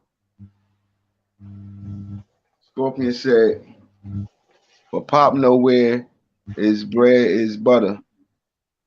Fucking with Rem and Joe. Oh, the Pap know where bread is butter. Yeah, nah. I think Pap did that on some shit. Remy didn't have a bunch of different men on her visitors list. See, that's what they're overlooking. Well, that would have changed the whole dynamic to that situation. Right, that the woman that's willing to hold you down, she come there one day for the visit and she can't get in because some other woman is in there. You know what I'm gonna say about that, Queen? Women are different. Women do most of their cheating on the streets. You know what I'm saying? Men, we always trying to, like, I gonna say we, but men, as a men, we go to jail and we got this chick writing us from this city, another chick from another city. You got niggas in jail that's hooking you up with they girl, sister, and like the shit just be crazy. But yet you expect the girl that you was with when you got arrested to hold you down. You expect for her not to be with nobody. But you got all these different. Because when men once they in prison, it's no longer the physical thing no more. It's a mental thing, right? So they like, yeah, I'm mentally cheating, but I ain't fucking that bitch. That's how men think. You know what I'm saying? Because when you said it, that's the first thing that came to my mind. Yeah, I ain't physically cheating, though. I ain't fucking that. You out there fucking niggas. That's because they don't know the process of what them women and how long them women have to get on the bus, how early in the morning. Like, it's really a headache for them women, and then to have to get up there, and it took you all them hours. Right. Then you got to be strip searched, and then not strip searched, but then you got to go through the process that you got to go through every time, and then you get there, and they say you can't see this person because he already got somebody on the visit. But yet, and still, she's supposed to hold you down. Right. She ain't supposed to move on. She don't supposed to move on and find nobody else. No, I get what you're saying. Yeah, that's crazy. God, the brand said he ratted because his man was with his lady, right? She was filthy and my man was filthy. That's a fact. They both, you got them scumbag ass friends, God. That's a fact. You know what I'm saying? And it's a shame that we say, and it's sometimes a shame that niggas don't find out until they get in a situation where they're going. You know what I'm saying? Jaron said, I want to expect someone to wait on me. If I just do the time, be happy. He said, I'll just do the time, be happy if I get a package. Yeah. It's fucked up because sometimes you can't even depend on your family when you're in a fucked up situation. So you got to depend on different females or different, like, this. I don't know what this world has come to. Yeah, but see, people in jail expect so much from the people on the outside world who still got bills to pay. But you know what? A lot of niggas in jail be taking care of a lot of niggas that be outside and on the outside world when they was home. So they expect them to show the same love when it's time to, you know what I'm saying? When it's time to. So I'm going to give you an example. Yeah. When I was married, right? So my husband got arrested on some heroin charges, right? After I told him not to take his ass outside because the police was following him for 2 weeks, but he was being hard-headed, right? So then we was going to put some money in the bank, but I told him don't go outside with the money because he was going to meet somebody. I said, don't go outside with the money. You know I'm on my way to work. So boom, right? He got arrested, right? Now, mind you, I told him for 2 weeks that they was following him, right? So he got arrested. I told him don't take the money outside because, see, I'm the one with the job. So I can say where that money came from. But no, he did it anyway. And then he got arrested, right? Not only did he get arrested with the money, he got arrested with the bundles, right? So that means what? He didn't leave no commissary, right? Because he took the money with him, right? The police got the money, right? But I still, I still had to pay bills, right? I had to make sure he had his car, which had car insurance had to be paid on that. I had to make sure he had somewhere to come home to, right? I had to make sure that what he had when he left, he came back to it, right? So, in your opinion, I should have sent him commissary, right? No, not in my opinion. I don't have an opinion. And see, my opinion, I'm just, you know, basically having dialect because I've never been in a situation to really have an opinion on, you know what I'm saying, how I would feel in that situation. I just know how I feel as a man on the street. And you know what I'm saying? So I try to include that into how maybe I would feel if I was in that situation. But that's one side of it. Yeah, that's one side of it as well, Black. That the female might have been letting this person know to try to stop them, but they didn't listen. No, that's a fact. Because you didn't listen, I'm supposed to put my life on hold because you didn't listen. Right, that's a fact. That's a fact. I was a hard-headed nigga. You know what I'm saying? I was just able to learn from other people's mistakes. You know what I'm saying? But when it came to the streets, but you know what I'm saying? I don't expect nobody to stop living their life because I did something wrong. You know, like life is all we got at the end of the day. You know what I'm saying? When you wake up and you get to breathe and you blessed, you know what I'm saying? You got to get and live your life. I don't expect you to say, well, damn, I can't go out because if I go out, this gonna happen. I can't do this. Like, it's too much temptation in this world for me to put that on anybody, you know what I'm saying? Just to, you know what I'm saying, be with me, you know what I'm saying? Because, or to do my bid with me, you know what I'm saying? But if you saying doing a bid, nah, yeah, fuck that. Like, yeah, make sure I got commissary, make sure I got a phone call when I need to get some shit off my chest, because I can just imagine how it is to be in, what's it like to be in prison. So yeah, if that's doing my bid with me, holding me down, then hell yeah, do my whole bid with me. That is doing your bid with you. But listen, if she leaves, right, and don't do nothing, right, then you get nothing, right? Because nothing from nothing leaves nothing. So if she's making sure that you got all of the necessities that you need while you're in there, she's holding you down. Whether she with the next man or not, she's holding you down. Because your homeboys ain't doing it. All right, I'm back, y'all. I had to field the phone call. Sorry. That's just how I think. What's the name? Cracker? That's what that says, Cracker? That I'm loyal no matter the situation. If I got a red girl or wife that's worth it and got locked, it's Palomars and I don't know what the hell he's saying. Hey, listen, where you from, Cracker? where you tapping in from, sir? No, I understand what he's saying. It's like his dialect is not. Oh, Pamela's and Angela. Oh, he's talking about he whacking off into the shit. I don't know if I could beat my dick that much, my nigga. I'm just I'm hitting Pennsylvania Avenue. Yeah, I don't know if I can. I like, cause see, when it comes to sex, it ain't about just the intercourse. I'm more of an emotional person. I like to interact with somebody else. Oh, you mushy nigga. I mean, call it what you want to. I don't just jerking my dick like that. That shit ain't. It don't turn me on. You know what I mean? I gotta turn on. It's just relieving the pressure. You know what I'm saying?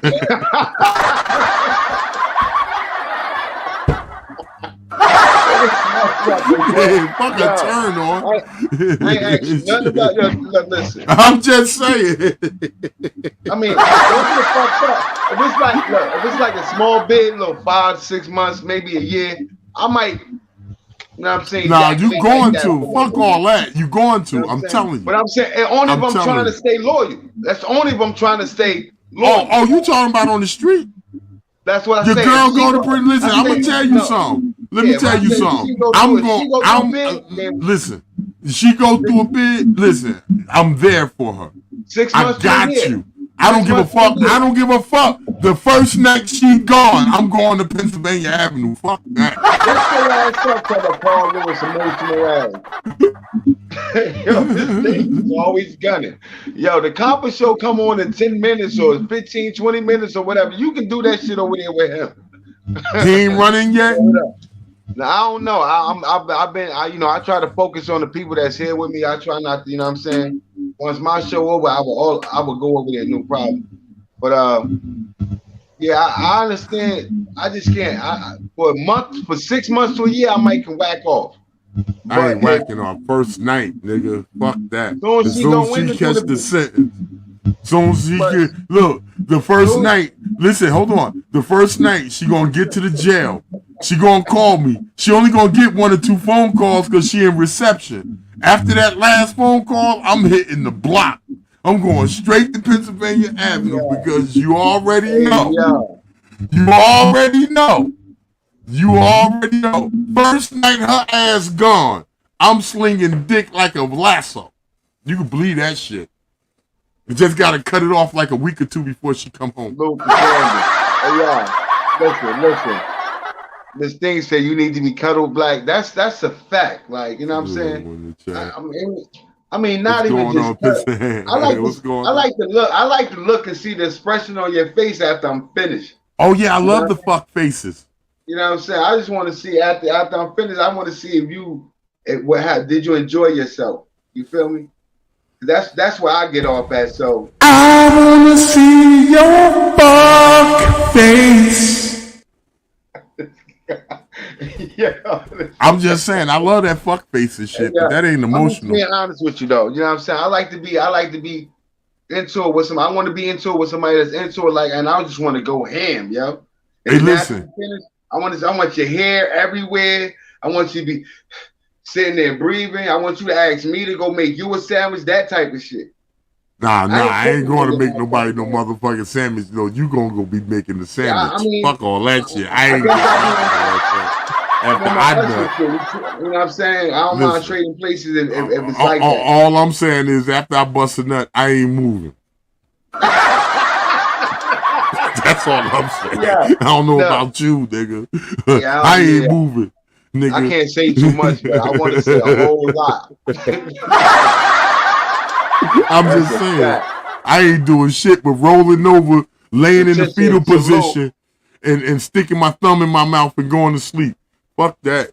I don't even think I want a sandwich after that.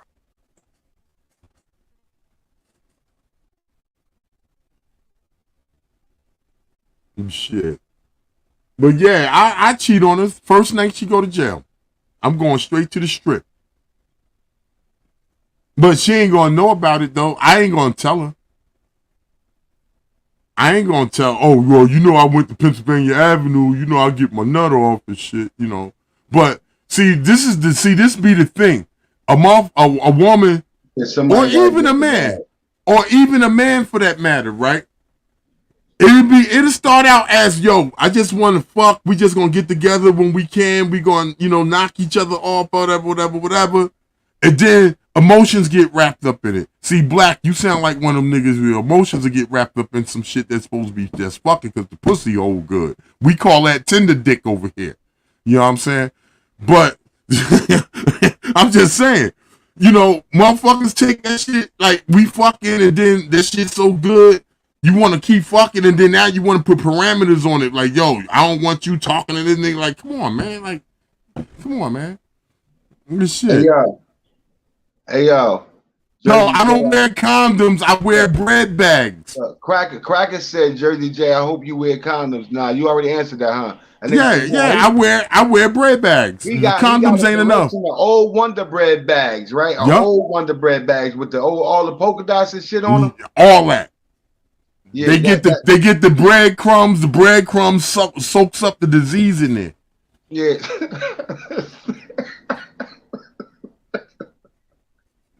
Hey, yo, this guy is fucking crazy. Let me back up off the camera because Miss Thing like, oh, your beard some shit. I don't know what the fuck she said, but I'm going on Compa shit just because of that. Oh, it's Friday night, bro. I'm gonna tear Compa ass up when I get over there. Yeah, Jaron, you can let the comments rock. I fuck with my audience. They can say what they want to say. Yeah, let them rock. Yeah, let them rock. I ain't with that shooting them down shit. You feel me? You can see most of everybody that's in there, I done made a motherfucking mod because I love my peoples, bro. Like, you know what I'm saying? And y'all make sure y'all hitting that like button. Yeah, hit that like button too, please, and subscribe, man. I hit my 100 subscriber earlier, so you know what I'm saying. I want to keep climbing, man. I need 1,000. I need 1,000 to get monetized. You know what I'm saying? But I want 100 million thousand followers, subscribers. Is that even a number? We gonna make it one. Okay, 100 million thousand, y'all. He's looking for the 100 million thousand. Yeah, we set trends over here. Can you drop the link for Compass? Yeah, I can drop the link for Compa. Oh, for Compa show, you mean? Nah, you're gonna have to catch that nigga and drop it because he controls the link. Yeah, I don't even think he went live yet to even have a link up. But he should have made a flyer. Once I make the flyer, I can go to YouTube and just send a link out to anybody that's, you know what I'm saying, without the show being. And then once I do my StreamYard, I can send y'all the links in the back without even have to put it inside the chat. I put it in the chat because I don't mind people pulling up. Right. Yeah, you're supposed to. Just, yeah. Put it out there. Put it out in the universe. I hit my like button, P. I appreciate that, Letitia. That's a fact. We appreciate that thumbs up, y'all. Now, I wish I could drop the link for Compa. Compa got to drop the link for himself. Now, if he in here, I'll drop the link for him so he can pull up. Right. Oh, it ain't manners and respect tonight, though. It's on some other shit. So once oh, they ain't got no show for tonight.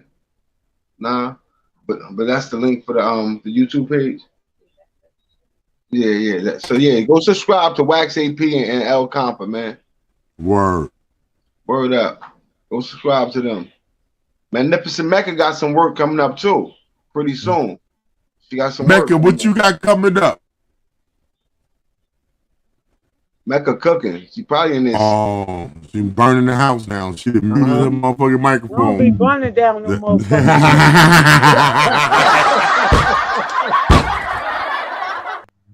got the smoke alarms are buzzing. Oh, you eating them? I'm gonna have an interview with Sergeant Smack's son.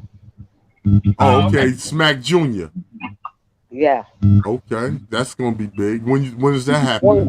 One of the kids. Huh? I'm working on it.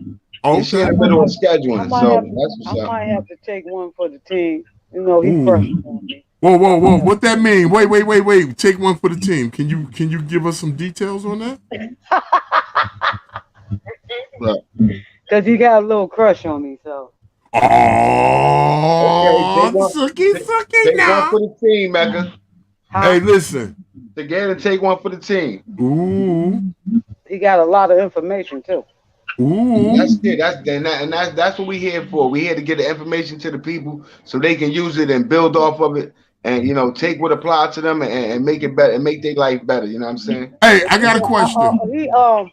He got a restaurant. You can Google it. It's called the Criminal Chef. Where's it at? Chef. Okay. It's in Raleigh. What you pausing, Miss Thing? It's in Garner. Hey, listen. That's a do fact. Do y'all got a woman that we need to get an interview for that I could probably sling some dick at?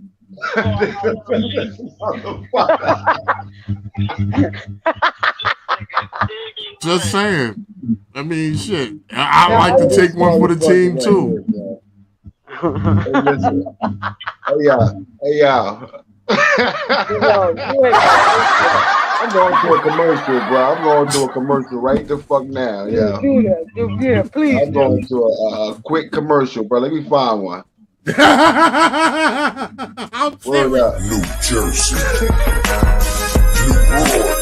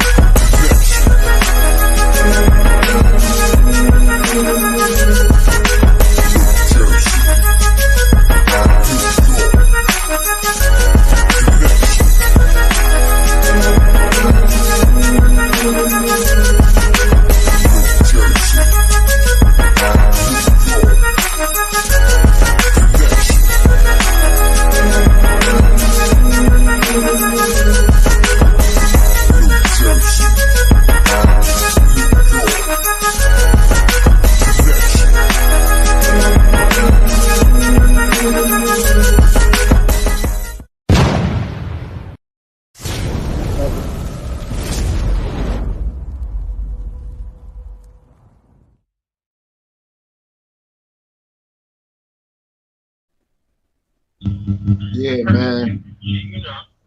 I'm just saying. Nah. Listen. I'm just saying, man. Just let me know if you got some female. We need to, let me know. I'll line it up. No, I know you will, Jay. I will. I'm gonna show the fuck out too. That way. Yeah, Fatty, you gotta let me get a picture, Fatty, so I can add you to the intro, my G. Miss Thing too. You gotta send me a picture on Instagram so I can add you to the cause you part of the team. Oh y'all, we family, man. This fucking intro gonna be so long, I ain't even gonna be able to do a show. Yeah, you will. You should make it at least 2 minutes long, but make it interesting. Because you want people to come in, while you first start your live. So, like, I like running my little shit that I made and playing some of my music. You know what I'm saying? So, yeah. Shout out to Grandson, man. Grandson made that possible for me. You know what I'm saying? Word. Shout out to Grandson. DGR made this one right here. So, you know what I'm saying? I appreciate DGR. He did this for me. Shout out to DGR.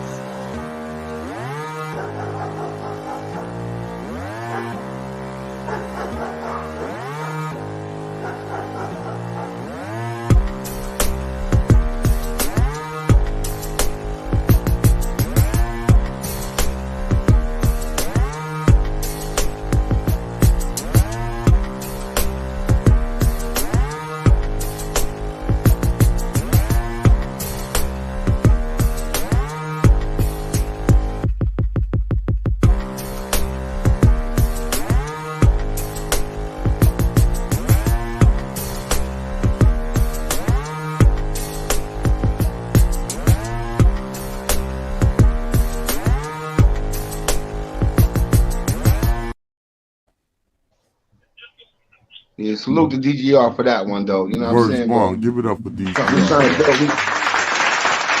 trying to build the brand over here. You know what I'm saying? We're trying to, unite and connect and make this movement. You know what I'm saying? This is something big. You know what I'm saying? This is bigger than all of us. Yeah. What I'm saying? So, salute to Grandson and DGR for both helping me out on my journey, bro. I appreciate both of them. Word. Yeah, Fatty, let me get them pictures, bro. Send me one of them making you give me one of them. You always watching the game, so I need a picture of you laid back watching the game. One of those things. That's what Fatty do. I don't want to see you in front of no mics or out there taking new pictures so you can look good, nigga. Be Fatty you on the couch, laid back with a drink in your hand, a blunt or something, watching the game. What's the score, Fatty That's what I want to know. I appreciate that, Jaron. I appreciate that. Grandson did that one for me, so salute to Grandson again for doing that. What's up, Matt? You quiet? Yeah, what's the score, Fatty That shit good. Only thing you hear Mac doing is chewing over that bitch. What's going on, Mac? It sounds like she got some kind of device buzzing. I appreciate that, Letitia. Yeah, what's the game? What's the score looking like, Fatty I'm gonna end this in about 5-10 minutes because I know Compa want to go on and I ain't trying to interfere with my brother's show. I want everybody to go over to the Wax AP and El Compa channel once he drops. Oh, it's tied at 25. Thank you. Tied at 25. It's gonna be a good one. But I'm saying Boston looking like they're gonna pull out this time. Think so? Yeah, they up 2-1 now, so they get another one. It's gonna be, I think it's curtains for 3-1. You know what I'm Where saying? they playing at? Are they playing in Boston or are they I playing think they in Boston right now. I think they stole one in Golden State. I think they stole the first game in Golden State. Yeah, the first one they lost, they won. Yeah. I think they stole that in Golden State. Then Golden State won the second one. They came back to Boston. Boston won. Yeah. So this is game 4. Yeah, game 4. I think it's still in Boston. Yeah, Fatty Act said fuck Boston. Yeah, I got a couple of Golden State Warrior hats. I'm a LeBron fan, Fatty Act. So I'm not a LeBron fan. I'm a Lakers fan. Let me not say that. I fucked that up. I'm a Lakers fan. I'm a Knicks fan. You know what I'm saying? So. Yeah, I'm a Knicks fan, so you know I ain't got no dog in this fight. Oh yeah, you ain't got no dog in this fight. Nah, but I'm gonna fuck with Golden State. I got a few hats, Golden State hats. I'm going for Golden State so myself. I'm gonna fuck with Golden State. Yeah, if Boston win, they got one more championship than the Lakers, and then they back with the most championships. Like, nah. I even got some Penny Hardaways in the Golden State colors. Oh yeah, yeah. You got some classic pennies. Yeah, I got the Penny Hardaways. Yeah, the Penny Hardaway joints. I just want to cop the new LeBrons. Yeah, those the pennies. Yeah, that's a fact. I just want to cop the new LeBrons. Yeah, these the pennies. I don't know why I ain't buying LeBrons. Oh, yellow joints. But I think I got these for the Ukraine thing. The blue and yellow. But they turned out to be Golden State Warrior colors, so I'm gonna run with the Golden State. Yeah, run with Golden State this year. I'm gonna run with the Golden State. We ain't rooting for Boston. I'm sorry. I can't root for the fucking Knicks, bastard. I'm a Kyrie fan. Jersey stand up. That's a fact. That Elizabeth nigga. Elizabeth. Round of applause. He ain't living we gonna take our round. St. Mary's High School. He went to St. Mary's High School. No, St. Pat's.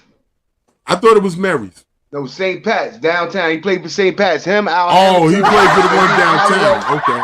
Right. But he didn't live here, but he definitely he played ball here. Hey, Cracker, don't get disrespectful. You know what I'm saying? The Lakers ain't whack. We just had a bad team.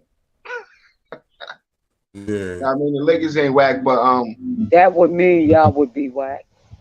Nah, that just mean I just think we had a whack coach. I'm gonna be honest with you, but they fired Frank Vogel, so they got a black dude now. They just hired. I think from the Detroit Pistons. And Rasheed Wallace. They got both of them from Detroit. Yeah, Rasheed Wallace is an assistant coach. Shout out to Rasheed, man. Yes. Shout out to Rasheed Wallace, man. So Real G. Better days is ahead of us. Because I think we're supposed to win a championship with that squad we had last year. So how much you think LeBron got left?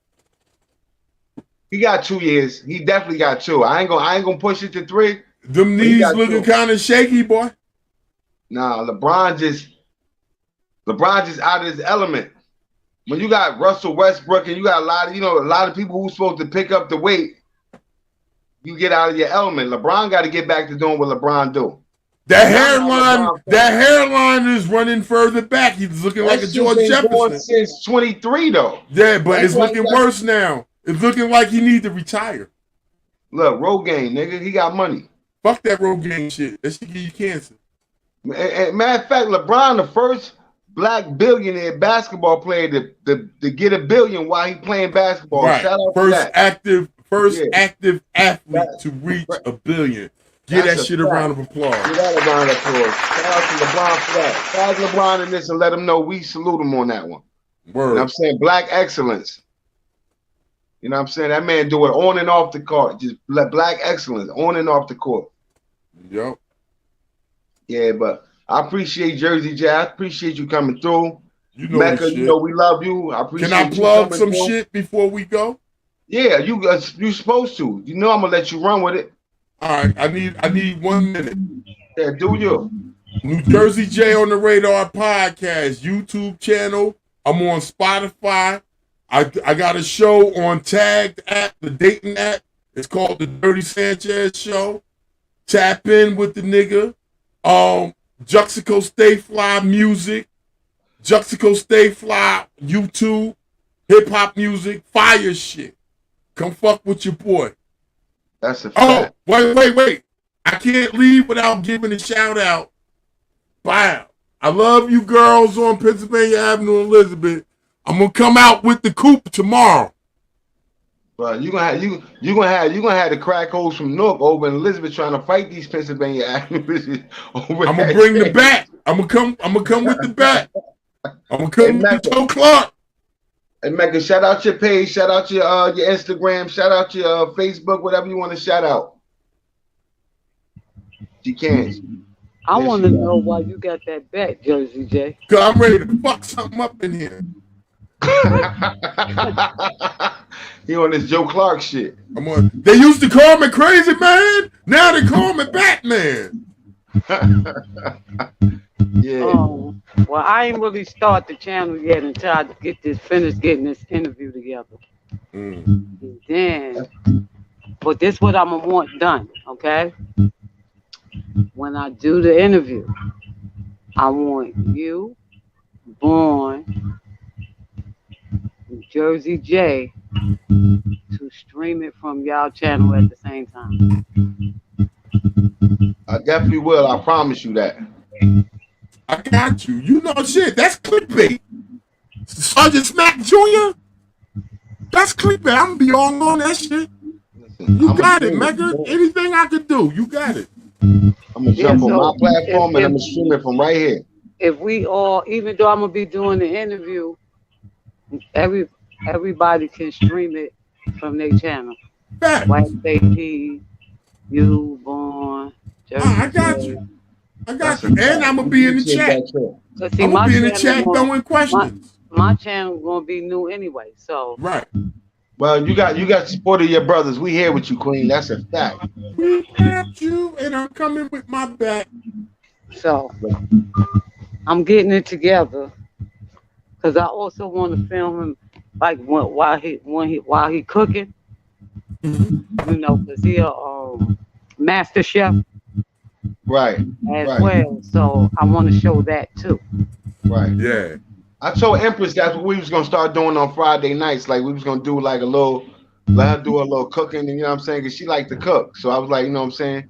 You just start putting shit together. You can do a little, you know what I'm saying? Put together a meal or whatever, and we'll let you do it while we broadcasting. You know what I'm saying? Yeah, I like to cook too. I'll feed the neighborhood. Oh yeah. Hey, I do prison cuisine. No, I don't do prison cuisine. I know how to make jerk chicken. We'll do that on Tuesday nights, Jack. Homemade beef patty. I know how to do all of that. We'll do all the oodles and noodles mixed with the we're gonna do the prison cell casserole. What's that called? What y'all call that? The swole? Well, depending on what part of the country you in. Yeah, they call it one-ons out here where I'm from. One-ons or hookups in New Jersey. In Pennsylvania, they call them chi-chis. They call them chi-chis in Pennsylvania. Oh, see, okay. You know. How you make it? Oh, man, shit. Oodles and noodles. The ones that I've been part of, when my man's come on, he make the oodles and noodles. You know what I'm saying? Then they add the tuna fish, mix it up with the mayonnaise. And see, he nasty, so he used to eat octopus and shit like that. I ain't never had that. Right. You know what I'm saying? But see, I ain't like I'm not a mayonnaise eater. So for that, I use cheese. Okay. Now I done had it with cheese in it, cheese with the tuna fish, with the oodles and noodles. That's as far as I ever went. But what I used to do with the cheese, we used to get a summer sausage. They sell summer sausages on the commissary. Them shit was like $4 a piece. And you cut that joint up. You cut that joint up, little pieces and shit. You throw it up in the mix in there, but throw your little cheese in there. If you ain't got a cup of cheese, you get your motherfucking cheese curls, crush them up. That's your cheese. You know what I'm saying? And you bang that. I keep the hookup. I keep the hookup. You know he prison cell cuisine. I got the prison cell casserole exclusively. New Jersey J. Man, hit that like button. Hit that subscribe button if you ain't subscribed. Okay, so like, share, and subscribe too. Hey, I think I'm gonna put some I'm gonna put some barbed wire on this. Would you say, Mecca? So after y'all put all of that, like, how do y'all like? What's the next step? Oh, hot water. We're gonna have Jay make one night, yo. One night you gonna do that, Jay. Yeah, hot water, and make sure you wrap the bowl up with a towel or something to keep that shit warm, so the hot water can soak everything up and bring it together. And then when you pop it open, you whip it together. It's a morsel. Jay gonna make a hookup for us one night, man. Yeah, I got soups on deck too. Word up. Jay gonna you think I still don't do that shit when this motherfucker here don't feel like cooking? All right, you ain't gotta cook. Give me a bowl and get out my way. You been on Pennsylvania Ave all day. You think you gonna come home to a hot meal? You don't get the fuck out of here. I gotta make my own, so I make that motherfucking prison cells casserole. What's your specialty, Mecca? As far as what? Cooking. What do people like that you cook? Not what you like, because a lot of people that cook like everything they cook. What do people? What do you think that people enjoy the most of that you cook? Okay, so when I go back to New York to visit my family in New York and my friends, I gotta make them some fried chicken, potato salad, and collard greens with smoked turkey. 7 God, peace. When I'm drop the link for Mag. When I'm down here, link for AB. When I'm in the South, they want me to make them yams, jerk chicken, oxtails, and lamb and the African rice. Oh yeah. So you make yams, jerk chicken, What's the African rice? And some African rice. That's a meal? Huh? That's a meal all at once? The yams, the rice, the jerk chicken, and the oxtails? It can be, if that's what you want me to make. It sounds good to the motherfucker. The jerk. Back, though. What's up, man? Okay. I'm really scared of the jerk because that jerk be hot to the motherfucker. Yeah, Lord have mercy. Yeah, because it's almost like every hot pepper that you could think of. That you can think of. Everything that's hot. Turmeric. My wife makes it from scratch. Yeah, See me? Everything I cook, I do from scratch. People pay me to cook their food. When it's block parties, and they like my Spanish rice with the sofrito. That's right, man. Hey, listen. One more again before you start, Ming. I'm sorry. But I want to give a shout out to my dope dealer. She came through for my birthday.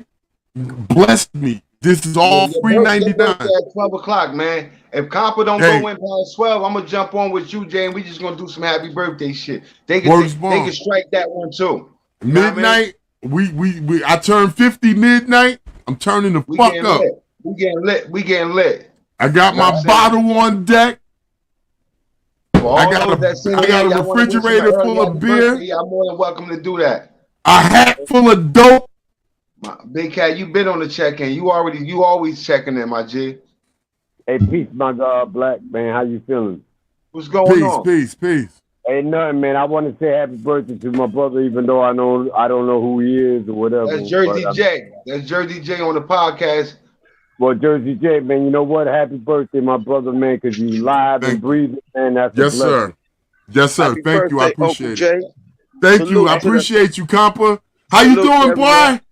I'm not complaining. How your arm? You good? Yes, sir. Him healing up? Very good. The skin's starting to get hard. Good. Give that shit a round of applause. Yes. There you go. Hey, Compa, is you busting a move tonight or not, Compa? All right. What you say? Are you busting a move? See, I'm thinking about a little bit after I get off, cause today is my mom's birthday too, and so happy birthday, Mom. Yeah, that's the peace. Happy birthday, Mom. That's hey, peace. So they having a little balloon release party and shit. They're having a little balloon. What's good, baby? Yeah, bro. They're having a little balloon release party for her. So I'm just going after that. I'm gonna jump in. All right, that's what's up. Hey, B trying to say something to you, Compa. Who that? Hey, B. What's shaking? Hey, listen, man. Blessings and manner and respect to your mom and all that, man. I hope that she has a blast and all that. I thought I called you the other day, but I'm not sure if I did. You probably did. You probably did, and I appreciate the blessings. Yeah, I was trying to hit you up, man, because I seen your show, man, and I thought that you did an outstanding job, my nigga. Thank you. I appreciate that, man. I appreciate it. All right, man. I'll holler at you, my brother, man. I ain't trying to take your time from you. Hey, look, I'm here with y'all. Get off for Compa, but Compa ain't about to go on. We're gonna rock for a little bit longer. Yeah, You know what I I'm mean? not going in right now. I'll probably be going like 10:30. All right, well, it's 10 o'clock now, so you ain't going in at 10. So you may be 10:30, maybe. Okay, just let me know. Because you know, there's a lot of people waiting for the Friday night the jump off. I'm one of them. I definitely know, bro. So I'm just gonna bust a move real quick. Nah, go celebrate mommy. Hey, Compa. Yeah. But I'll be there with my back. I'll be there with my back. I'm about to put some barbed wire on this motherfucker. Okay. Manners and respect. Manners and respect, RT. Did I pull it out on you last night? Nope. Nah, Miss Thing said I pulled it out on her last night. I don't remember. I was high and drunk last night. Hey, Miss Thing, how you doing? I forgot my name for 10 minutes this morning. You was getting nice. Bro, I was fucked up last night. I forgot my name for 10 minutes this morning. That's that butter he gave Qua. Oh man, I doped him up. I tranquilized that nigga. That butter love. That butter love. Word up. Shout out to the marijuana dope that butter. nigga came on my show with just a shirt on, nigga. That nigga was rubbing his nipples and shit. Like, what the fuck? He told me, take me off the big screen. I'm naked. Oh shit! What's up, Tanya? Black, I can't even talk because I was on that corn liquor. And I was like, that's why I had to say Black. I'm so sorry. That's so listen, you had you some moons. Like I said, sis, I don't want you to be nobody but who you are. Never change nobody. See, I don't normally drink. What you say, Matt? I don't know. Yeah, but that's cool. You was tipsy that night, right? And you always, whether you drunk or not, I know you believe in what you say, so you talk with conviction. That's just who you are. I have no problem with that. It don't intimidate me. Hey, you know what the funny thing is? You know what the funny thing is, Compa? When motherfuckers are drunk, they say the truth. Say again? When motherfuckers are drunk, they say the goddamn truth. Well, that's true. But that's one thing with me. I say the truth. That's one thing with me. I say the truth whether I'm drunk or goddamn. And just when I'm drunk, it's more intense. Yeah, but see, not only that, but I just think a lot of drunk people say what they feel, what they think, how they really feel. Yeah, right? That's true though. So they speak on how they really feel when, you know what I'm saying, but they don't really be wanting to hurt motherfuckers. That's why they be apologizing the next day, like, damn, I said that. Damn, I didn't mean to say that. But that's how they felt. They speak their mind. They said, but you can get beat the fuck up in that mind frame at the same time too. We'll both be apologizing the next day. A lot do. We'll both be apologizing the next day. Believe that shit. But motherfucker. When you're drinking, you ain't gonna sugarcoat it. That's all it is. It comes across hard. When you're sober, you try to sugarcoat it a little bit. Right. Let me drop the link for my queen. Let me drop the link for the Queen Empress. Right. That's all it is, but it don't take away. It don't take away from the people. Blessing. Tanya Reed in the building in peace. Right. Hey, Compa. What the fuck is Cool Bag? What's good? Oh, Miss Thing said. Cool Bag? Hey, and Miss Thing said you went on her last night, Compa. What happened? No, I went on. I ain't do nothing. I said, "How you doing, Miss Thing?" I didn't say nothing wrong. Yes, you did. Yes, you did. I mean, at 12 o'clock. Yeah, I did. He said, "Oh yeah, at 12 o'clock." Yeah, as soon as it hit 12 o'clock on the dot, I bust the move. Like I said, it was Friday. It was Friday, Compa. Huh? I said soon as 12 o'clock hit, it was Friday, huh? That's why I said. So he busting your move on Friday. He did say Friday. He ain't say what time on Friday. I ain't Why, brother? Most Slipper, what's good, baby? You all right? Hello, ladies. Hello, how y'all doing? Yeah, you should just let me know how Thank you you, Fatty Yak. Let me tie game, 39-39. Good night. Okay. As soon as 12 o'clock came, I bust the move. I know that they told me. Oh shit! What up, Papa? I didn't even see you. What's good? I heard you on the football, my other Papa football team. That's true. You better stop being scared. All right? Okay. Be good. Papa always talking. 1,000 motherfuckers. He got to know to tell somebody don't be scared and he wouldn't go to the hospital. Right. Now, can you talk about Papa? I don't want to get licked. I don't want to get hit. We're shaking. All right? We're shaking, baby. Pull up. You got to put a goddamn hero on some shit. He don't want no, Where you at, Empress Cat? Where you at, Empress Cat? Wagwan, my sister. Oh shit! She's late. She might be calling Cuba because I'm gonna curse Cuba the fuck out too. I saw Cuba up there. Where you at? I ain't see Cuba up here. I could have sworn I saw Cuba up there. Y'all know he don't like sniffing on Cam. He getting his ski on right now. Listen, whatever. That nigga doing 2 gram lines. Good, bro. What you say? You know he don't like sniffing on camera? Nah, you know he don't like sniffing on the air. Miss Todd, salute Miss Todd. He like to get his lines out the way. That's a fact. Fuck it. It's Friday. He don't gotta hide. Not today. At all. Not at all. Empress, pull your ass up here. Stop playing with me. Nobody can. Salute, Mama True. That's a fact. Remember we did do 80 last time. We did $80 the last time. I done dropped that link for your ass, Empress. Pull your ass on up here. Hey, call Cuba, ask him where the hell he at. I'm surprised that nigga not up here. Hey, Compa. Yeah. You opening up tonight or what? It's like a 90% chance I'm opening up. When you say that, man, that means that you go open up or you don't know yet. No, it's a 90. I'm just waiting to bust this little move, and I'm gonna shoot back to the bread. We're gonna do the little balloon things, and I'm gonna hit you up. All right, well, we doing late night with Compa. That's all. Yeah, it's Friday, so we can do late night. You gotta fix the stash out shit because it's getting confusing. What you say, I said that's good, man, I hope you're looking forward to seeing. No, take the whole paper. Look, throw it in the garbage. Okay, say less. This is new paper. Say less. All right, man, I'm gonna be here.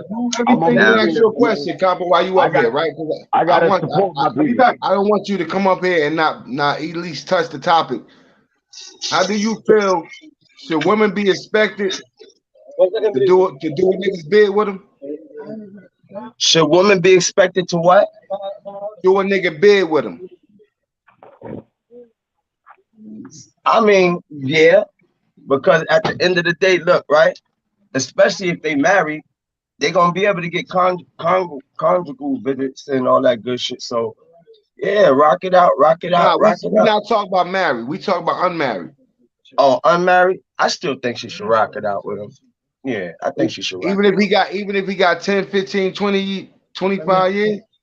Well, hey, you know, that cuckoo gonna be wanting to move, get bust now. She gonna have to be a strong. She gonna have to be a strong. So what's the longest you think? What's the maximum a woman should do a bid with a nigga? I'd say like what? 5, 10. You lost your damn mind. I mean, I know women who done did whole bids with niggas and who motherfucking did 20-something years, nigga. And she ain't let nobody, because you know when we talk when I'm talking to you about doing a bid, you know we talking about her being loyal. Let's keep it 100. Oh, so you mean her not giving the pussy away while you in jail? Because that's what you was talking about, right? Oh, okay, well. Now when you say that, you know what, man? At the end of the day, you got some females who will rock out with you, and you got some females who won't rock out with you. Me personally, I think they should rock out. Me personally. So you don't think they should be fucking nobody else while you in jail? Nah, they got dildos. This nigga said nah. Go on a date and then go home. Look, go on a date if you want to go on your little date. Then go home and bust your ass your dildo. Do it for 20 years or how many ever years I don't want to be in that bitch. All right, boy, I'm gonna jump in on this one, man, because me, anytime I did a bid, I let them go. I don't want to fuck with them. I don't want to have no relationship with them.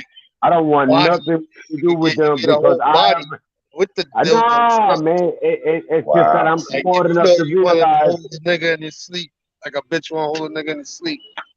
They got that? Yeah, we like a man, like a fucking man. You heard that? Sex doll. You heard that, Black? Nah, what happened? My bro said they got man sex dolls for women. So you expect a chick to fuck a sex doll for like the next 5 to 10 years? She wants some emotion behind that dick. Hey. Yeah, hey, B, I'm listening now.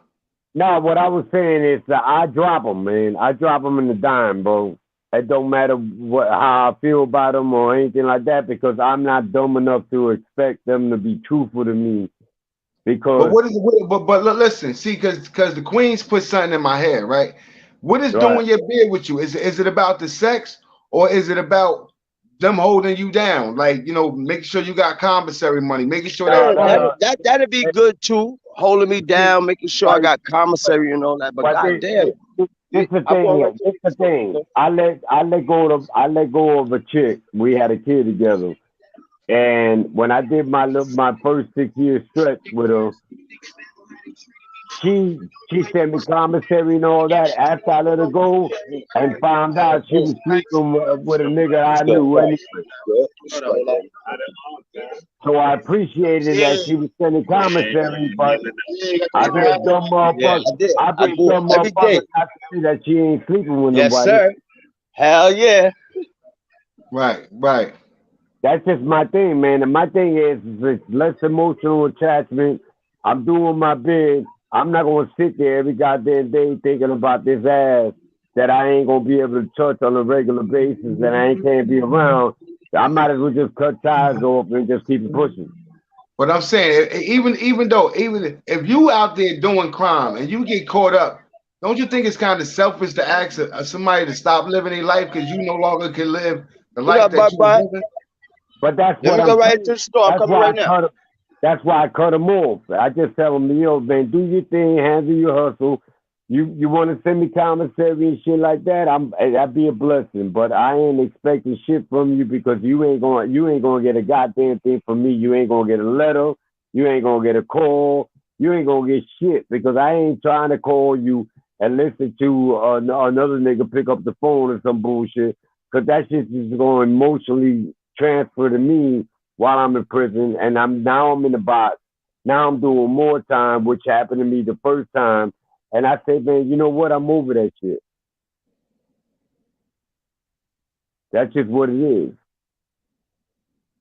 is. Yeah, God, that's how I feel, God. If I go to jail, I'm gonna tell you, like, yeah, do your thing. But if you think we gonna be, like, even if you don't think, just don't do your shit in the hood. Go, it's many cities. It's at the place. Go elsewhere. Man, y'all say that shit, but when you in that situation, look, because it can start out like you in the situation, y'all, you know, you catch a joint, and the intentions is I'm gonna be there for you, baby. I got you. But shit happens in life where motherfucker run into a motherfucker, and they feeling that vibe, and you gone. Now. Shit happened. That's what made me feel like she was a whore from the rip, Jay. If I come home and the nigga next door, I'm gonna feel like they was doing something before I even got locked up. But then again, like I said before, at the end of the road, It's all on who you choose to be with. It's all on who you put in your circle to fuck you over. You know what I'm saying? I was saying my circle, just niggas from my hood. No. Let's cut that bullshit out. Let's just go. What bullshit? That. What's bullshit? No, listen, my brother, man. I don't mean no disrespect. Respectfully, listen to what I'm saying. When you with a chick, right? She already knows you're in the circle. If you a get money nigga like I was, everybody in my crew was a get money nigga. I'm smart enough to realize that one of these niggas been wanting to fuck up. So now I'm away behind the wall. What are the chances that they gonna go ahead and try to fuck her? When she already knows they're a get money motherfucker. So now she can actually live the same lifestyle without me with someone else while I'm not there. The question is, would you accept her back when you get home? That's the question. Right. And my thing is, like I said, I can't do it. I'm not gonna do it, man. But once I cut her off, she's done. Yeah, I ain't doing that. I'm sorry. I don't want to. If she fucked outside the hood, if she fucked the nigga outside the hood, she went to Linden, went to Roselle, Rawway. I can because I don't know these niggas. You right? You know what I'm saying? I ain't gotta be around these niggas. But like I said, I might go back with her then. But the truth will always come to light. That means when you bust the move or not, you're gonna. Yeah, but I'm gonna see that's but AB, I'm telling her from the rip, do you. Go ahead and do you. I don't want you to be do you. Just don't do you in this hood. Go ahead, Queen. A real woman morally will not sleep with your homeboy, your cousin, whether you're in jail or not. Thank you. Okay? Thank you. So, but saying that doesn't. So Black, I'm going by what you saying. How you feel like? Bless her. You good? Mute yourself, right? So I'm going by you saying that you would feel like she would be a hoe, right? That's what you said, right? You would feel like. No, I'm saying what I'm saying, Mecca. The way I feel like that, if I come home and she fucking with the nigga that live next door. You understand what I'm saying? Like, I gotta feel like something was going on. It's just automatic. That's how I'm gonna feel. Like, something was going on before I even got locked up. Well, let me ask you this, Black. Would you say that when you got locked up, if she knew your whole inner circle, if there was a nigga in that inner circle that you knew would do you dirty, and whether you know or not, because the only way you're gonna know is whether he confessed it or she, would you still want to fuck with that bitch? Like I said, if she fucked one of the homies, I couldn't do it, bro, because I couldn't live with this nigga. But that you are the comment. So where am I wrong saying that it's all on who you put in your circle, who you deal with, who you pull close to you? But the people that was in my circle, we were all get money motherfuckers. We were all driving nice cars. We all had drip. We had everything. So what, you put them around your woman? They were always around my woman because I was around theirs. You're supposed to be able to put your woman. I ain't never wanted to be around another nigga woman, especially if we was in business. What I'm gathering, Never. All right, one mic, y'all, one mic. Hold up. What I'm saying is, because the fact that we all knew each other's chicks and they all knew us, if one of us went down, what are the chances that one of those niggas can actually hit her, and you ain't gonna know about it because he damn sure ain't gonna tell you. Especially a nigga like me that they knew I'm gonna put you down. I'm gonna lay you to rest, nigga. And then second of all, she ain't gonna tell me because she wants to be back with me. So what I used to do was I just cut off sides and say, that's it. The end of the relationship. When I came home, I ain't fucking with you no more. I'm gonna fuck with a different chick. And that's just the way I feel about it. I don't know how y'all feel about it, but that's just me. No, all I'm saying is I like choosing people to be in my life based on their level of loyalty. Right. And like I said, for me, how I've navigated my life, I'm a pretty good judge of character. And people I got in my life, they ain't never fucked me over. That's just straight and simple. And now all I'm saying is, like, it all depends on who we put around us. We give them type of people opportunity to fuck us over. Sometimes that be our fault. because sometimes it be something deep down inside of us that this nigga ain't shit, but you still keep him around. Right, here goes my point. That's my point. Even my closest people to me, which are relatives, have fucked me over. What? Why would I even put that much influence or even idea of thinking that a nigga that ain't even related to me won't fuck me over if my own relatives will? Right. I got relatives that's fucked up, but I know how to deal with them too. Yeah, but how you gonna deal with a relative that slept with your chick while you were doing a stretch? Tell me that. I don't have them problems because my relatives know I run through that bitch like a mother. Let me ask you a question. I don't have that problem. That's what I'm saying. Let me ask you a question. I just keep it real. That's it. Hold on, AB. Go ahead, Queen. All right, go ahead.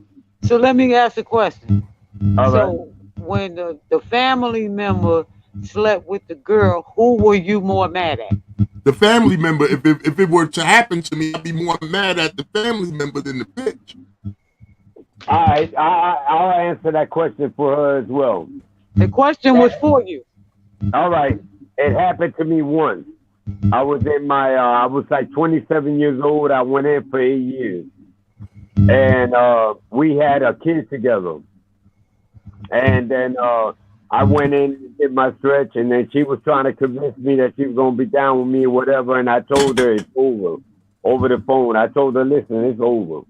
I don't want to fuck with you. I don't even want to think about you. I don't want no letters. I don't want nothing, because I think that'd be more of an emotional letdown for me to have to read your letters when I can't be by you. I don't know if you would understand that, but as a man, that's the way I work. And then she went ahead and slept with a homie of mine. And she didn't think I knew, but her own brother told me. And then he sent me photos of them and a happy birthday thing showing me that the homie is living with her. All right? So when I found that all out, I just came on and just said, I'm not going to be mad at him. I'm going to be mad at her, right? So when I came home, I went to her house. I picked up my daughter, asked her if I could spend a couple of hours with her, which was a lie. And then I packed all her shit up, grabbed her, snatched her by her hair, put her in my car, and dropped them off at his house and said, she lives with you now, nigga, because she don't live in that house because my daughter lives in that house. That's what I did. To let him know that I knew, and now we can take it to step B. Either we're going to get down, you're going to lay down, or you're going to punk out. One of the two. Yeah, I ain't going crazy over no, like I said, I ain't never fought over no bitch. Yeah, but the thing was that we had a kid in the reference to that, and I wasn't gonna let go of my kid over what she decided to do. So I packed his shit up and dropped him off at his house and said, "Listen, my nigga, I ain't fucking with you right now. You need to take her in. If you wanna fuck her, now you could go ahead and pay for her. But you ain't gonna fuck her and I pay for her. That house is mine. That house is mine. My daughter lives in there, and you gonna now take care of her. Now, if he discards her, how's she gonna feel when she's walking down the street because he won't let her in? I mean, it's great. It's I guess it's even a more fucked up situation with his kids involved. Yeah. Right? But at a certain point, this is how I feel, because I blame my kids. And then, well, I don't blame them, but I give them the credit for me not being in prison. Because once I had my first son at 21, it was over for me. The street shit was out the door. I tried to find another way to do shit. You know what I'm saying? So, as a man, once you have them children, you got to, like Jay said, Jay made a decision. He left his wife for the streets. Well, he let her leave for the streets. You feel what I'm saying? Hey, Black, I don't mean to interrupt you, but who's Mac going crazy? That's Mac and shit. That's Mac. All right. That can't be I can barely hear you with that. Yeah, that was you, Matt. You might have to back out and come back in, and or you know, just mute yourself until you're ready to say something. And then I'll make sure that you get the mic. Yeah, because while you was talking, and you can hear like one word, and then the next word would be like bombed out, and then the next thing would come back, and I couldn't actually hear what you were saying, my brother. As a man though, you have to make decisions, right? So Jersey J said his wife told him after the third bid she did with him, like, nigga, I can't keep doing this shit. He told her, well, all right, well, you can leave, because he wasn't gonna stop doing what he was doing. You know what I'm saying? Wasn't. Right. So that's me. Once I had the child, I was like, it's either to raise your son, you know what I'm saying, being your son's life, or keep doing your street shit, keep fucking bitches, keep going out there, getting money, popping pills, getting arrested, all that shit.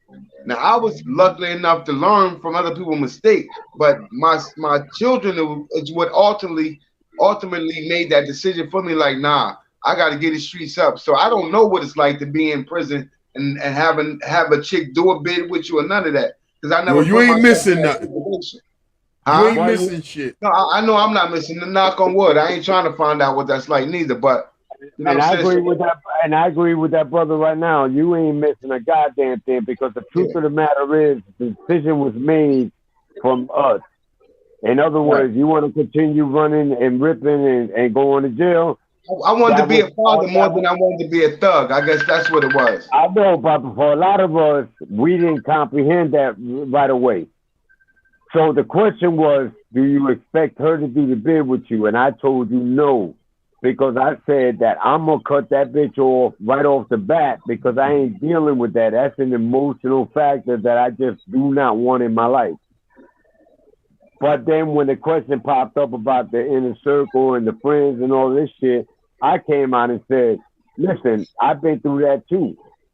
What I did was I dropped the bitch off at his house, so he knew that I knew, because he was going to be more scared knowing that I knew, because he knew the type of nigga I was.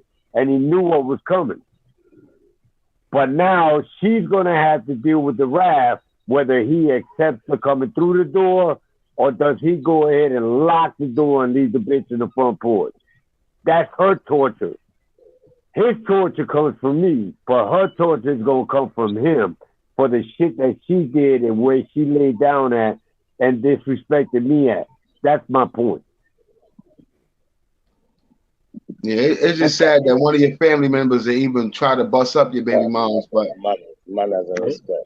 we all got family members that's like that, bro. Trust me. I got some family members that got 2 kids by the same girl. So their kids is really brothers and sisters and cousins. I mean, think about it. How many times you been to a barbecue and your drunk ass uncle is smashed like a motherfucker and he's hitting on everybody's chips? Yeah. Yeah, that's crazy. Like, what do you do then? You know what I mean? Because that's your uncle. You're supposed to love him, and you know and understand he's probably drunk out of his mind or whatever, but he's disrespecting everybody from A to Z. So what do? Smack the shit out of him. Yeah. Well, yeah, you can, and I've done that too. So I mean, shit. What else can you do? And I went back to jail, and my mom called. Yeah. my mom called the cops, and I went back to jail for that one. But some things is worth it, though. No, I get that. I'm not talking about what's worth it in ethics as being a man. I'm saying those type of situations really put you in a bad bind, because how you went to jail and what caused it doesn't matter. It's being smart enough to realize, like, damn, I just got home, man. You know what I mean? I want to be out here. You know what I mean? But what can you say, man? You know? You know, like I say, shit happens in life, man. Sometimes situations be where you have no control over your emotions, and shit happens. But now here goes a good content for the show right now. If now being the age that you are right now, you say you're turning 50, correct? I'll be 50 tomorrow. Yeah. All right, and you got kids, right? No, my pull-out game is spectacular, sir. Oh my God, man, bro! God bless you, bro. He's been busting blanks all his life. His soldiers ain't marching. They ain't shit got nothing to do with no pull-out game. That nigga soldiers ain't fucking marching. Hey, He's got blind army men, you know. Get that a round of applause, motherfucker. Well, let me ask this question to everybody else. Now that you a dad and you got kids, if this was happening to your son, what would be your advice? Say that again, AB. I said, considering our age right now, if you had a kid and you had a son that was going through this actual scenario right now, what would be your advice? Going through the scenario of being like, locked up. You're getting locked up and the chick is with you, whether you got a kid or not, what would be your advice? To cut her off or keep her with you and let her hold you down? Because he's trying to tell you that she's going to hold you down and all this. What would be your advice, truthfully? What would be your honest, truthful advice to your son? My advice always has been, if you've done a crime, do the time, right? So, right, and I don't believe that nobody should stop no woman from living her life because you did it, because you got caught and doing what you was doing. I don't think you should stop living your life because I fucked up and I can't live my life no more. You feel me? I respect that because that's exactly how I am. That's why I said that I cut him off right off the bat, man. My father told me a long time ago, he said, listen, you ever get caught up with some bullshit or none of that, don't have no woman in your life because it's just going to bring mad drama to you, mad emotion to you, and it's going to make you big worse. And I believe that. Yeah, I just don't want to, I can't go through, I would tell my son, look, listen, don't worry about her, bro. If she gonna be there, she gonna be there. If she not, she not. You got a baby by her. Your focus is to come home so you can do for your child. That's it. Come home. Don't come home looking for no relationship. Don't come home expecting nothing, anything. Come home, get yourself a job. Make sure the first thing you secure when you come home is a means of you not going to fuck back. You know what I'm saying? Because me being a God, I truly believe that if you're not stable, like a tree, you're the trunk. All the leaves and branches ain't gonna survive without you, because the roots is what's actually holding you down.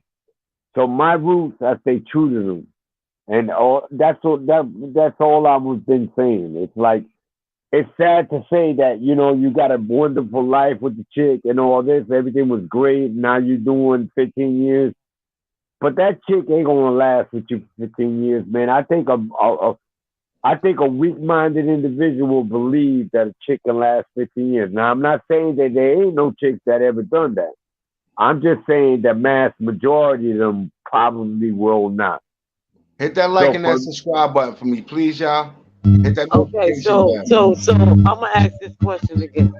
What are y'all talking about as far as holding them down? Is y'all talking about her not having sex, or is y'all talking about providing the necessities that y'all need? Which one are you talking about?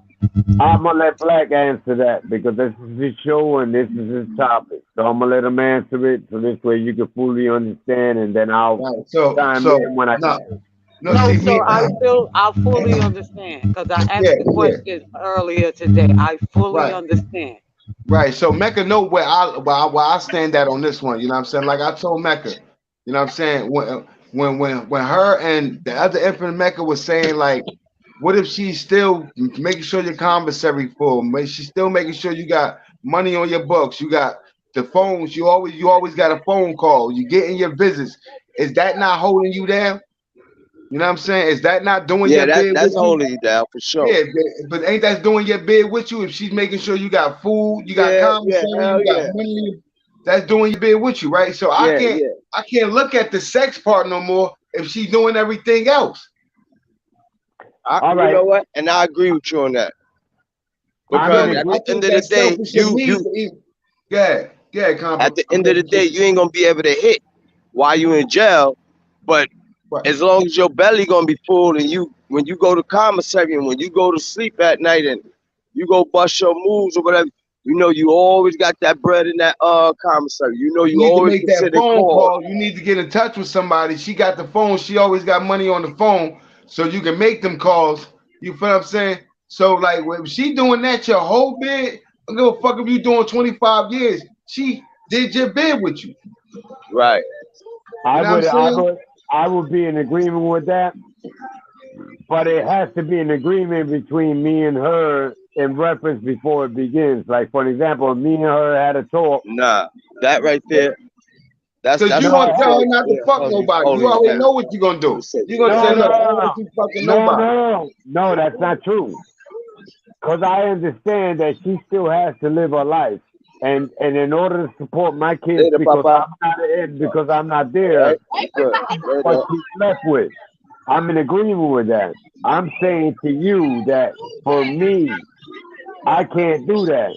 So it's easier for me to just cut her loose and just say, listen, find yourself somebody else. If he wants to be a stepdad and he's going to do the right thing by my kids, I'm good with that. As long as he don't touch them, rape them, fuck with them, I'm straight. Outside of that, I'm not coming back. All right, I see 16 people in the chat. I want to ask a question to the 16 that's in the chat. It's like it's Taylor, that's why. Hey, Brad, how do you see the chat? You gotta go to look at comments. I know, but because I'm on my phone, how do you do that? You go. It should have to be at the bottom. It says say comments, right? And then look at the comments, right? And then on my what it says on yours. It don't say. It just says you in the show. It says chat. It says chat. It says chat. I mean, it says chat, not comments. Right. Then I hit the chat, but then I can't see you. Is that normal? Yeah, that's normal. Because you're on the phone. You on the phone. I want all the dudes that's in the comments, bro. Is it just me, or when your chick, when somebody you like, I just mentally can't. When I think my chick cheating, all I can think about is somebody fucking my girl, bro. Like I just can't. I can't get it out of my mind. So I can't go to prison with that mentality. If I'm going to prison, I gotta not give a fuck about that. As long as I'm sitting in prison thinking about who fucking her, when they fucking her, how they fucking her, all that shit. Like I know I'm not crazy. I know I ain't the only nigga that think like that.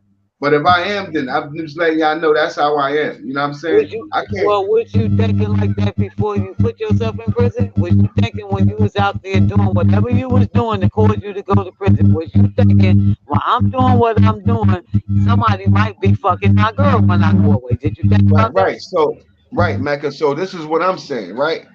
So I've been on both ends of the cheating spectrum, right? I've been the cheater and I've been cheated on, right? So much that I couldn't even trust my motherfucking self. I used to be like, nah, I ain't going because I know I'm gonna try to fuck something. You feel me? Like I know who Kareem is as a person. You know what I'm saying? I had to learn how to trust myself to be able to, you know what I'm saying, trust others. I got you, AB. You know what I'm saying? But at the end of the day, you know what I'm saying? Like I can't, even on the streets, bro, I can't, like I got trust issues sometimes. You feel me? Like it could be I don't even like coincidences, bro. I fucking can't stand coincidences. You know what I mean? Because the coincidence had you thinking some other shit when it don't even be that. It really be a coincidence. But then sometimes, like your mind, that's why I try to do right, and hopefully motherfuckers do right by me. You feel me? I try to do it. They say do unto others as you want others to do unto you. That's how I try to live my life, like that way. So that way I can keep those negative thoughts out of my mind. I try to surround myself with good people and good energy. Because see, you shouldn't have those thoughts because a person is going to do whatever it is they're going to do. Oh yeah, that's a fact. That's a fact. No need to be sitting there worrying about what they doing and who they with. Why you gonna stress yourself out? That's a fact. That's why I said I have to let them go at the beginning. You know how I feel about it. Like I said, I had to let her do her. And if it's a possibility of us getting back together, and you think that is a possibility, then please don't fuck nobody in the hood. That's all I'm asking. Yo, all my policy is you do what the fuck you want to do. Just don't let me find out about it. Do what you gotta do. Just don't let it come back. If it come back, I'm gonna do some Ike Turner shit and be on some James Brown shit. You going back to jail? Who? You. You coming home to go back to jail. She gonna keep fucking them niggas. Listen, that's why, like I said, it all boils down to who you choose to be with. You gotta know a motherfucker. You invest in your emotions and your spirit into this motherfucker, and you just gonna invest that into an ain't shit motherfucker? No, but let's say you invested that, and then what you thought wasn't true. Then what? Yeah, I've done that, and it's heartbreaking. For real. That's my point. It is heartbreaking. But it's my point. That's my point. It's like What you talking about? It's easy to just cut them off and just say, live your life, because I'm going to at least grant you that. And because I granted you that, I'm accepting that. If I accept that fact, I don't have to feel that way no more. I'm basically just like ending the shit. You know what I mean? If that makes any sense. I know jokers like that. You know what I'm saying? But like I said, my experience, my first wife, like I said, we were attached to each other since we were kids. I did a juvenile bid. I ran a cop over in a stolen car. I did 2 years for that as a juvenile. Right. I come home from that at 18. They let me go at 18. I married her at 19. Okay. I caught another bid. No, I married her at 20, and I caught my first adult bid at 21. And she told me because we were married, she felt obligated to ride the bid out, along with the other bid that came behind it. But after the last bid with me and her, right, I come home, I got back into the streets and the game, because I at that time, that's where I was at in my mind, in my heart. Right. She told me, look, I didn't did 3 bids with you. I thought, man, you 32 years old. It's enough. This is enough. Like, I ain't signed up for this shit. And I told her exactly, listen, I'm not holding you hostage. The door right there, you can bounce. I got shit to do here. And she chose to leave, and she left. I ain't mad at her. Me and her still cool to this day. Shout out to Diane Durham out of Kenilworth, New Jersey. My ex-wife. Banging ass chick. Banging chick. Listen, give her a round of applause. Give her a round of applause for putting up with my shit all the years she did. You know what I'm saying? So with that situation, I know I ruined that marriage. I ruined that situation. All that was on me. Now, I caught a bid after losing her. And I went in without having somebody, like a woman riding with me.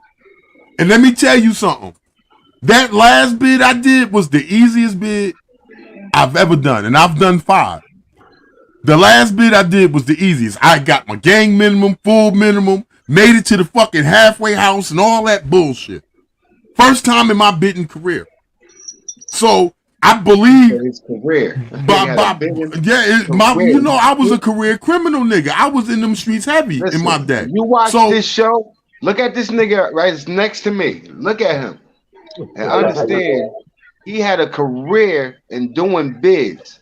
Right? So when he talking, he do a lot of joking, but please listen to the jewels that he dropped. I'm telling you. Keep your ass from being a career bidder. You don't want to be a career bidder, bro. But like I said, my last bid, it all sunk in. I was getting tired of it. I was in my 40s. I'm tired. You know what I'm saying? I was in my early 40s. I'm tired. I can't do this no more. It ain't fun, because back in the day, it used to be fun going to prison. Catching up with niggas that then left a couple years before you. They behind the wall a couple years. You run into them. You catching up. You know what I'm saying? Corey, salute to Corey in the chat. Hey, Jay, God, the brand said happy birthday, and Corey just said happy birthday. Thank you. Appreciate the love, y'all. The birthday love. I'm about to get drunk and high. Word up. But yeah, man, it's policy. But it's policy, man. It's policy. See, I'm out the way now. I'm not in the streets no more. You know, I'm fortunate in my life right now, right? Right. So, but I'm married again, and I can't even imagine putting my current wife through this shit. I make it my business, man, to stay the fuck out the way. That's a fact. I stay home a lot. I stay home more. I go to work. I got a couple of properties I own that I tend to, but my ass is in here. I stay home. I stay out the way. You're doing exactly what I'm. You're doing exactly what I'm doing. Yeah. I left everything alone. If I'm not home, I'm working. If I'm not working, I'm home. Yep. Yeah, I'm looking for Cuba too, 7 God. But I found out that that's easier because it prevented me from going back to prison and having to deal with right. This topic is dealing with. Right. Because like I say, I know me. I know what I'm capable of. But I also know that I love her so much right now because for the first time in my life, I said, man, I finally got like a chick that really stands by me. And I don't want to experience that no more. So I kind of gave up on myself saying, if I don't change, shit ain't going to change. Right. But see, that shit don't happen until you ready. Yeah, that's correct, my brother. Motherfuckers could tell you, because my people were telling me, oh, we ain't bailing you out no more. We ain't paying for the lawyer no more. We ain't doing this and that no more. This and that. But I still kept going because I wasn't ready to leave. I wasn't ready to give that shit up. Motherfucker, and that comes with either addiction, going to jail, whatever. A motherfucker ain't gonna stop until he's ready or she's ready. Nothing you can say is going to stop somebody from doing what they want to do. Right, here goes the killer. Like for me, every time I went in, I already knew what I was capable of doing. I said, man, this 3 years is going to turn into 9 years. And 9 years is going to turn into 20 years. Oh, I didn't fuck bid up. Oh, yeah, I didn't fuck a few bids up. Yeah, but what I'm saying is because when I came to the realization of knowing that that's the type of individual I was, I said, the only way I'm going to ever end this shit is if I don't go back in. Because if I keep going back in, I'm just going to waste more of my life doing the same stupid ass shit. And I can't blame nobody else but myself. Right. Like I said, the turning point for me was when I went back to prison. My last bid, it was in New Jersey. It was a New Jersey bid. How the atmosphere of the prison system has changed to where before it was more the inmates ran it, we ran the asylum. Now they got that shit in the Cobra Clutch. It ain't fun. I didn't mean to cut you off, my brother, but you saying Elizabeth. You saying New Jersey. I did a bid in New Jersey when I was a real young buck. And it's because we crossed over the bridge and went down and we robbed the gas station. And I ended up going to Bordentown. You ever heard of that? Yeah, I was at that's Gladiator School. Yes. All right. I ran amok through there. Yeah, that's like a little bullshit thing. But to be honest with you, Bordentown is like to get you ready for like a prison shit, man. Yes, sir. Bordentown did not play. Gladiator School. That was a youth correctional. That was anybody 18 to 24. Yeah, but when I went in there, I was 16. I went in there on a 3-year bid for robbing a gas station. Because what we used to do is we used to take the train from Brooklyn and take it all the way to Newark. They grab a cab, get us dropped off. We'll rob a couple of gas stations, call a cab, and then take it all the way back to Brooklyn. To be honest with you, we used to do some stupid ass shit. Right. But when I went to Bordentown, I was sentenced to 3.5. Okay. And I stood there for 8 years. Oh, it's easy to fuck your bid up. I didn't court more charges and shit behind the wall. I've done it. That's the point that I'm making. Because of the person I am, when we went into Bordentown, I put a couple of cans in the fucking sock and beat the shit out of it. Yeah, man, tuning the sock. Yeah, and I did like most of my time in like solitary bullshit. I say, yeah, using the red roof in. Yeah, baby. Using the red roof in. Oh, I was. I had you in the red roof in. That red roof in is a rough one, boy. Hey, listen, let me tell you something. And then when I got in there, I stabbed another motherfucker and added 2 more motherfucking years to my shit. By the time I came out, I ended up. Then they going upstate. They going to Trenton. I was like, man, what the fuck am I doing, bro? Because I wasted way too many years of my life on some bullshit, bro. Yeah, it's easy to fuck up. It is, especially when you live in that street mentality, like I'm that nigga, bro. I'm that nigga you want to meet right now. I'm that nigga right now. And really, you ain't gonna win nothing. You can't win shit anyway. There ain't no big surprise and balloons and cakes after that shit. Nah, it really ain't. Huh? Yeah. Do what I told you? Yeah. Nah, I didn't do that. I put some aloe. Other things.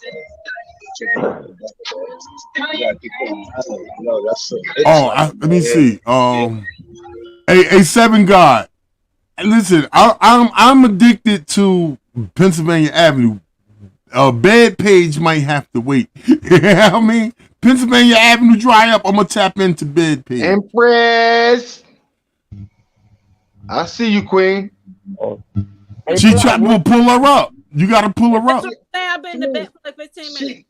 She right here. I see it. Curse him out, Empress. Curse him out. Get him. Curse me the fuck out, Empress. I'm sorry, Queen. I just got finished cursing Cuba out, and you sit here cursing me out. I'm sorry, Queen. What the fuck? Hey, Black, where's Cuba at?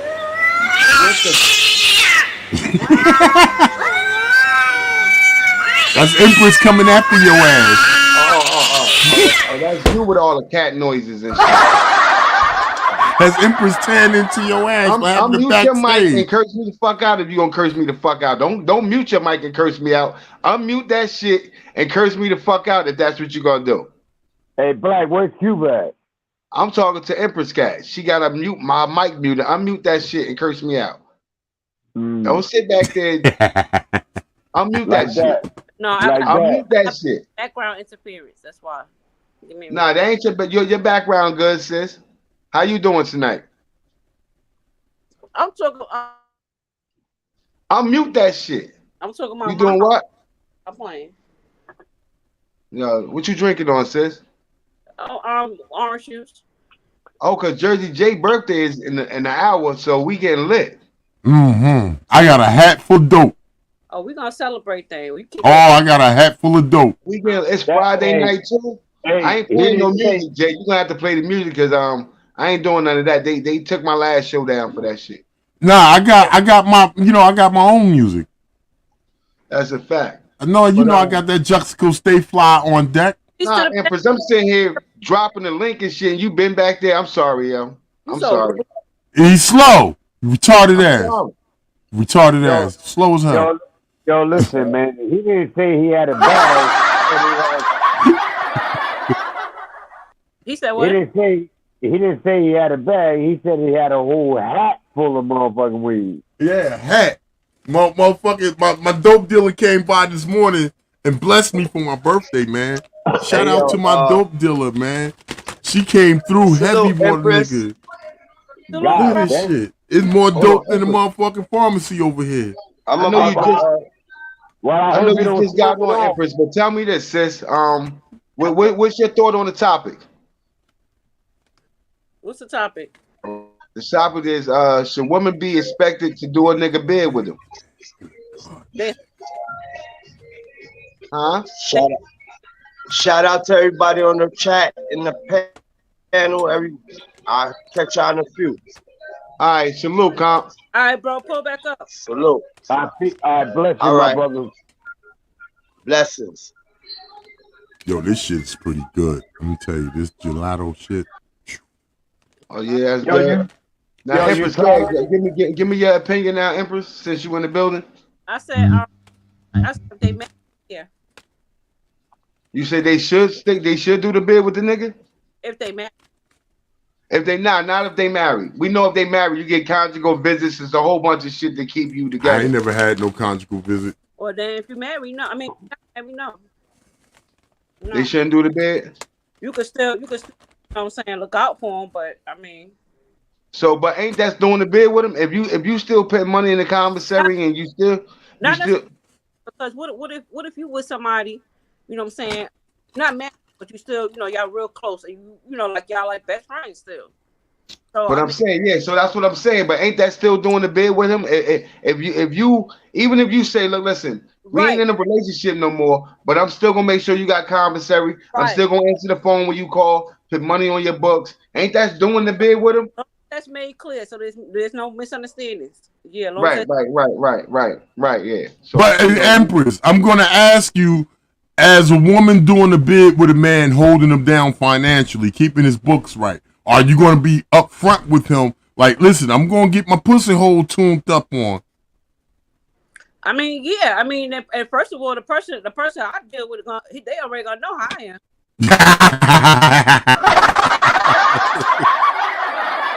Talk that shit. So I mean, that's what they already gonna know what's up. They already know I ain't waiting unless we married. That's what I said. Like I said, nobody can be you but you. I mean, but yeah, we real good friends and stuff. Yeah, I'm gonna look out for you, please. I do that with anybody. But you gonna get your tune up. That's fine. I'm just saying, but you gonna get your tune up. I'm gonna get my tune up. Yeah, that tune up is necessary. I'm in my prime too. You crazy? Ooh, yeah, waste your prime. See, that's the point that I was making. She's keeping it real, though. She's honest with the statement, and she's saying that what's real. I mean, like, you know, you could be in love with somebody if they're doing a stretch.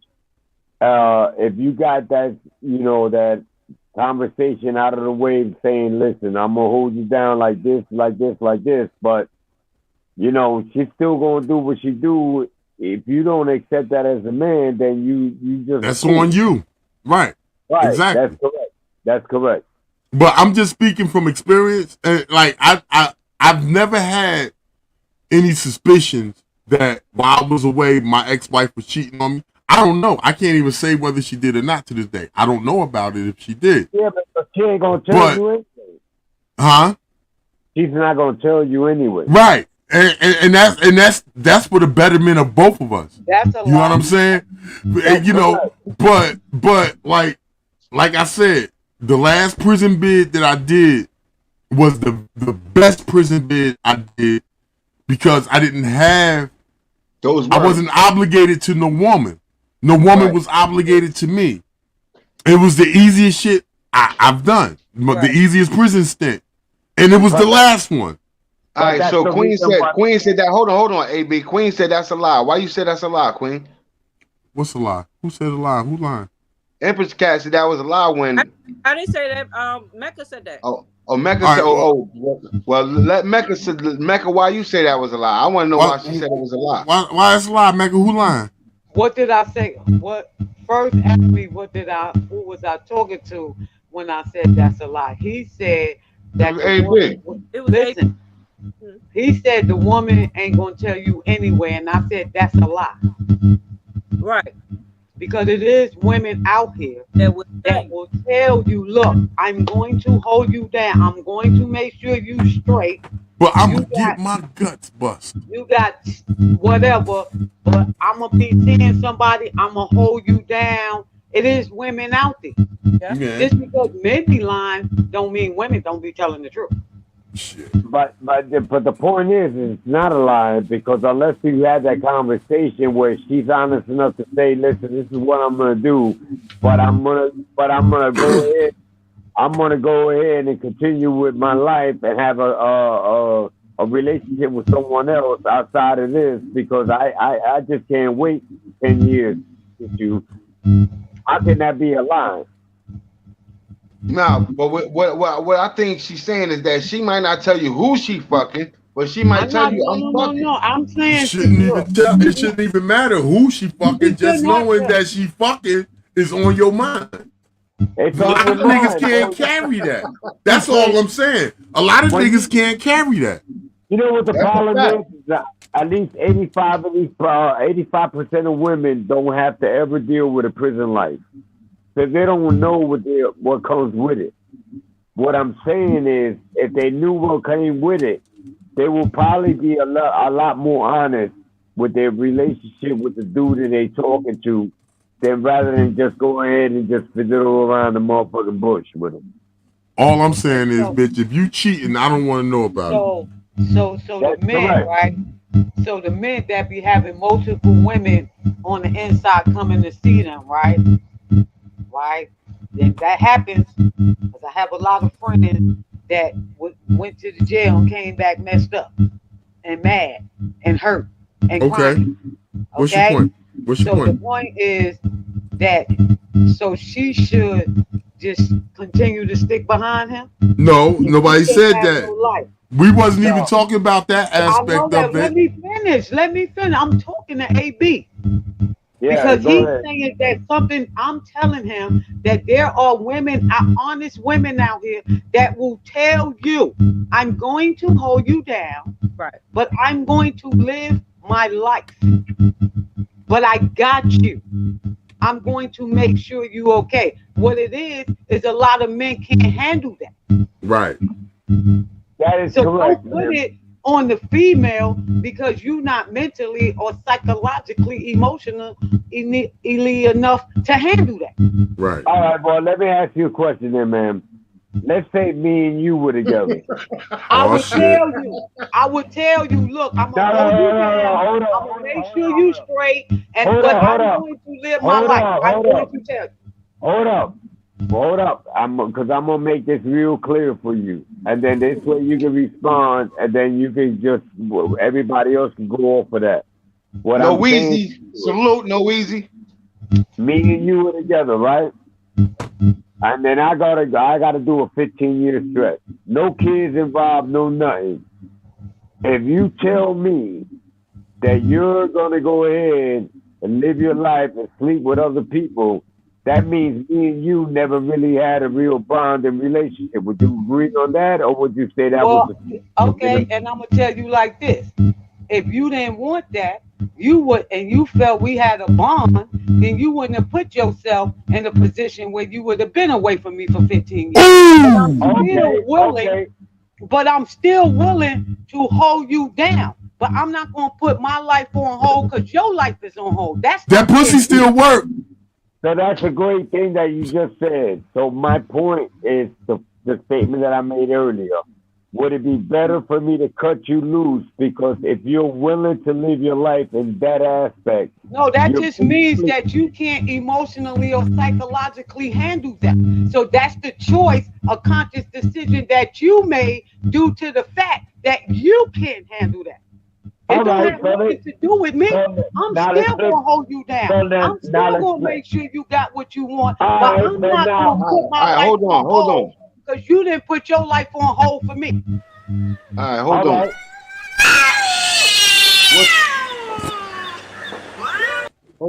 Hold on, Jay. Hold on, AB. Hold on, AB. All right. Yeah, I know, Miss Thing. That's Mecca's mic when she talking. It gives a little echo off. That's all. All right. Hey, yo. Let me flip the coin then. If you went ahead and did 15 years, do you expect me to hold you down? She said no. She said no. As long as you make sure she got commissary. You see, you can find her. You can find her answer. Hold on, AB. You can find her answer. You can find her answer within the way she presented her question. She said, long as she's taking care of you, making sure you got commissary, making sure the phone still keep ringing when you call, making sure that she doing them visits. She ain't expecting you not to motherfucking do you. She know, nigga, go do you. Just make sure I got commissary on my books. Make sure the phone when I call that bitch ring. Make sure that, you know what I'm saying, them businesses in, and you can do what the fuck you want while you out there. She not concerned about that. Hey, Black. That'll work. Hey, I need to cut in for a second. Listen, I need to drop out. I gotta go pick my wife up. The bitch drunk and can't drive herself home.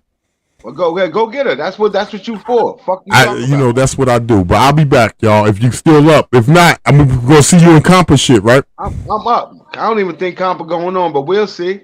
All right, if you're not live, I'll call you. All right, that's what's up. Go get the wife. All right, hey y'all, have a good rest of y'all night. If I don't see y'all, mute yourself at will, Queen. I just ain't want the noise to keep going through. I'm use yourself at will. So what she's saying is that if she was doing a stretch and I was hitting somebody else and she knew about it, she'd be okay with it. Yes, I would be okay with that. That's because what I can't satisfy you. So why would that be an issue for me? Because I put myself in the situation that took me away from my man. Damn, that was some real shit. She just said, because I cannot physically satisfy you. And even though we are emotional and mental beings, we still are physical beings too. So that's a part of you that she cannot physically satisfy you. And we are men. So knowing us as men, we need that satisfaction. I don't know why we need that satisfaction, but we need that satisfaction. You know what I'm saying? And I'm in agreement with that, man. I'm glad that she said that because I was just trying to make a point that saying that that's the reason why I just cut him off right from the gate, because I already know that this is just a natural reaction from human beings. I asked the question in my last show, right, AB? I said, why do women weaponize sex? Why do they use sex as a weapon against us when they mad at us or when they don't get what they want? That's correct. I heard a bunch of different answers, but I came with the conclusion that maybe sexually, women are mentally stronger than men sexually. You know what I'm saying? I would not say they're mentally stronger, but they're mentally equipped to handle the situation a lot better than we do. I just think women can turn it off and on when they want. I would be in agreement with that as well, but I'm just saying they're mentally equipped. They're like naturally. Me, when I want to smash, I want to smash, right? When I want to go in, I want to go in. You know what I'm saying? Like, but that's what I'm trying to tell you. You and me are thinking on the same page, where we're just thinking one track, one mind, one goal. Right. And I think women are just able. I don't know, chat. Let me know what y'all think. Are women more sexually, mentally? Are they more mentally mature when it comes to sex than men are? You know what I'm saying? I think they just have we can be. I would think that would be true because I think that they navigate themselves with like options. They like think about it and they'll come up with a scenario that seems to be the best fitted for them. Where for us, we're not thinking about what's best for us. We're just thinking about the one goal. Once we get to that one goal, whether we shit it on after that or not, doesn't even matter until we get there. And they can actually navigate themselves past that shit. That's just my opinion. Maybe it's a fucked up opinion, but I really believe that women can. I'm so tired of Miss Things.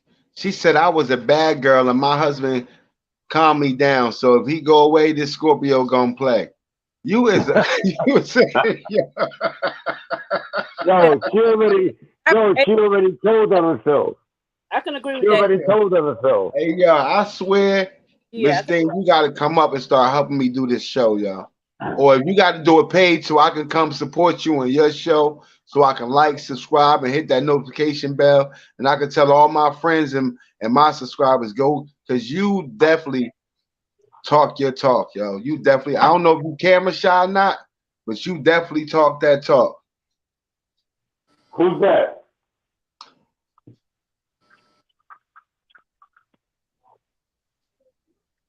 You good over there, OG? Oh yeah, I'm good. All right. So somebody was trying to break into the premises out this. Nah, man, I'm checking out the motherfucking front parking lot, man. There's some shit beeping over there. Okay. But I definitely, like I said, it goes a lot of ways. Like I said, when they opened my mind to a new way of thinking, when they said, you know, just being there as support, like, you know, the commissary, the phone calls, the visits, all that is doing a bid with a nigga. It ain't necessarily who you sleeping with or if you sleeping with somebody. You feel what I'm saying? That though, y'all don't always make it like that. Make it about sleeping with each other. No, that's a fact. Men, we think sex first. When it comes to being loyal to us, we don't give a fuck about nothing that you do, long as you ain't letting another nigga fuck. That's the facts. That's the fact.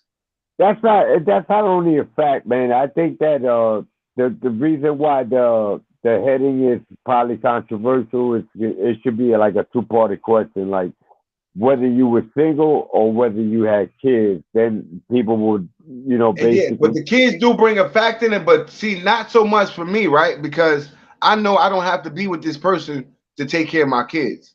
Right. No, I'm saying to you that I'm just saying to you that the heading that you have, like say for an example, if we had kids, then would that change anything? Or it doesn't change? It wouldn't. I mean, if y'all got kids and you go murder somebody, I don't, you know what I'm saying? Do I think she should stay with you for the next 25 of their life and not have a life of her own? Well, how about if she had a dude that she knew that was motherfucking like just straight up motherfucking crooked as hell? That way she had to really actually think about her life versus because they had a kid. I mean, that's just crazy. I mean, shit happens. You know what I mean? Shit do happen. Yeah. Shit do happen. It's just crazy, bro. But it's a hell of a topic, bro, and that's why I joined in, man. Because I support you and that. But it's like, yeah, I appreciate. I love the support, man. And it was a crazy ass topic because I've been through it, and I was like, God damn. I try not to, like I think everybody got their own lane, right? So we got those that they do, Wax AP and El Compa, they do mostly news clippings, news articles. They try to bring you the news. They bring the news to the hood. Then we got, BTV. He do a lot of celebrity, gossip, like, a lot of celebrity stuff. You know what I'm saying? Jersey J is like a comedian, you know what I'm saying? He brings you, the comedy, So me, I just like to talk about the issues that we all go through in regular life, you know what I'm saying? Like I want to talk about those type of issues, you know what I mean? So I try to hit on that. So we all got our own lane. We not all in each other way. Everybody ain't trying to do the same thing, but we all got one goal, one common goal, and we all can move forward at our own pace and our own lane. You understand what I'm saying? There's nobody trying to push nobody out the way over here. You know what I'm saying? Not saying that there's anybody, but definitely not over here. You know what I'm saying? Over here, you got your own lane. You just run your lane. You know what I'm saying? And every now and then, I might do a news clipping. AP, Wax AP, they might have somebody that they interviewing that's going through depression, anxiety, sickle cell crises, and all this. Because the world is so much bigger than what you just see on TV. You know what I'm saying? And you can't really allow what you see on TV to affect because we have to live lives ourselves. So yeah, we get caught up into we love this person or love that person, we admire this or we love their work, but we can't stop living ourselves. You know what I'm saying? So we just do. You know what I'm saying? I try to bring the topics that we deal with. You know what I'm saying? I might got a cousin out there that thinking about, damn, should I do this bid with this nigga? You know what I'm saying? You might got a daughter out there that's, you know what I'm saying? And I know a lot of women that like prisoners. I know a lot of women, they pen pal their whole life, all their relationships, a nigga been coming out of jail. You know what I'm saying? But, so it was just a time. I never been in prison, so I wanted to know, you know what I'm saying? So it was something that I think about, and I bring y'all the shit that's in my mind, you know what I'm saying? Yeah, and I think that's a great thing, man. This topic is awesome and all that. What's the young lady that's on the panel right now? Is that what is her name? Empress or something like that? Empress Cat. Is that your name, man? Yes, that's my name. Okay, so can I ask you a question? All right, so let's say that if you was in a relationship with a dude and you had a kid by him and he's going to do a stretch for 15, 20 years, and he said to you that whether you're going to hold me down, whether it's commissary or all that, right? Mm-hmm. How would you feel in general in reference to the whole situation in general, as that he's going to go down for 15, 20 years? You got a kid together. Like, what exactly is going through your mind at that present moment in time to explain to anybody that's listening right now of why women make the decisions that they make? Okay, well, the first thing I would think about, honestly, would be my. I would think about like what type of future they're gonna have for them, especially if they used to him being, being around. He's in the picture, so that's the first Right. thing that would come to my mind. The second thing would probably be, maybe I would start thinking like maybe I made a bad choice as far as being with an individual that may be doing something that in that situation, and Right. do make that to have make children with them. You know what I'm saying? Like that would definitely play with my mind too, you know. Right. If I made another decision, I wouldn't be in this Right. But now, once you thought about all that, would you consider holding them down with commissary and the phone calls so he could talk to the kids, or would you like start saying like what would be my best interest and what would that interest be? No, I would definitely hold them down. But like I All said, right. I wouldn't be. And I see we're not married. Am I correct? Just a relationship, correct? No, I'm just saying a relationship. Forget about like you legally married. I'm talking about just like in general. My kid's father. You're right. Like just say like some you guys never got married yet, right? And then now all of a sudden this situation came on, and then now you're saying, all right, I'm gonna at least hold them down with the commissary and all that, but I'm still gonna live my life. Would you be honest enough to explain that to him, and then to explain to him why you would do that, and then say, but for my daughter's sake, I'm gonna pick up that phone. I'm gonna let you holler because she don't need to know nobody else other than that. But this is where it gets tricky. If you do get in a relationship, she is going to be around somebody else, and then would that confuse your child? And do you consider that? Well, that is a tricky question because again, like me, like I don't have, I've never had different type of men around my kids. Never.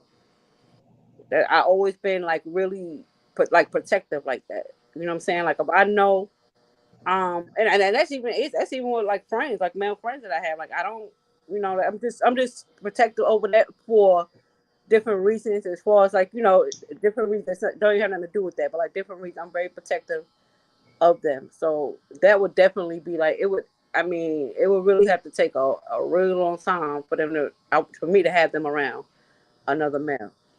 I get it, and I want to ask you this. Let's say he's doing that 15-year, 20-year stretch, and he calls, and you put him on the phone with the kid, right? Whether it's a daughter or a son. Mm-hmm. But you are in a relationship with someone else that they're actually being involved with. Okay. Do you mention that to him? Because at some point the kid's going to say something that he's going to realize that situation. And do you consider that being a confusion in their life, and you try to navigate through that? And how do you navigate through that if that was to happen? I feel that it will be fair to let the father know, and also like they even might have a conversation. They even might have a conversation so that father like, okay, well, I don't want this individual around my children, or it's okay. I feel like that person is okay to be around my children. Like that's still a mutual. To me, I feel like when it comes to the kids, that would be like a mutual decision. But would you say that that's a hard decision to make, man? Because let's say that you're really in love with this dude, and the father is telling you, man, I'm not comfortable with him around him or whatever. Like how do you navigate through that? That is difficult, but as me personally, I would say if the kids if they're young, then I will have to agree with the father. I mean, until like they're old, kind of like really, really understand. Like, when I would say like about 16, 17, around that age, when I feel like they can understand the concept of, okay, well, mom's not with dad and dad's off here, and but she's seeing someone else. So let me, maybe I like this other person. He's not gonna take my father's place, but he could, he could still, it's still some guidelines and goals with me. He still can have an impact or an impression on my life.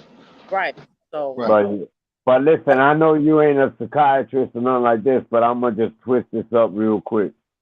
But just if you don't mind me saying this. But let's say you playing that role like you saying right now, like you way you talking to me right now, right?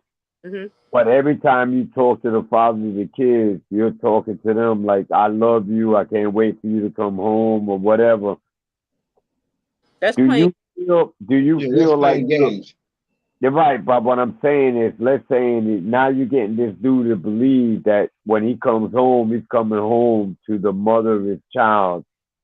And would you consider doing that or playing that game, knowing that when he does come home, if this other dude is in that house, you're now going to send him back to prison? Would you, like, I know it's a weird question to ask, but this happens normally. Ain't nobody playing no games, bro. I can answer that for you. Ain't nobody playing no games like that. Nah, hell no. Ain't nobody playing no games like that. There's a lot of people that do, man. There's a lot of women that play games, but those are just evil fucking people, bro. You feel what I'm saying? Like somebody that's already taken away from society. They taken away from everything they love: family, friends, women, everything. Mm-hmm. Everything.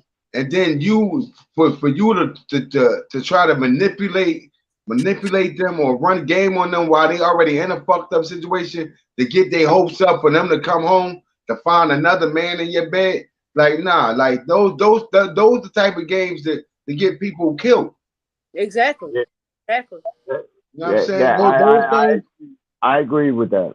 Yeah, those you shouldn't do no shit like that. If you don't want to be with somebody, you know what I'm saying, and they put away, just let them know so they can get over you and they can start to rebuild and reform inside that prison. Don't string them along while they already locked down. You know what I'm saying? That's why you should tell them in the first place. Mm-hmm. Be honest.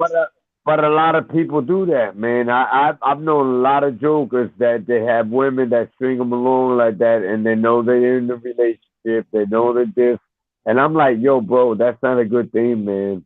Right. That's, I feel like you putting them in a bad situation because it's so much drama, so much emotions involved. When they come home, they coming home to go back in. Yeah, like I said, I know a lot of females that played that game.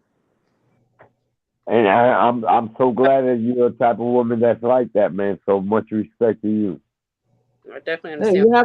You have to be honest with people. I mean, like, whether it hurts their feelings, your feelings, however, you just have to be honest because it eliminates a headache. Yeah. Like, who wants to have a headache? Exactly. That's a fact. And as far as the kid, if you got a kid by somebody and they in jail, then the kid should be able to talk to their father. That's separate entity. That's right. And I agree with that, man. But there's because a lot it's the same thing. If the man was out in the streets and they split up, but you got kids. She gonna be with a man, so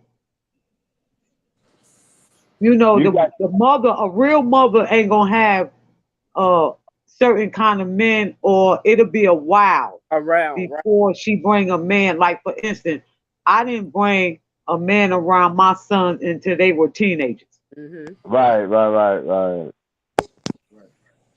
But the situation gets tricky, man, because when your kids start calling two people dads. No, because you got to teach it. See, you got to see. You have to teach your kid. This is your dad is your dad, and this is so and so.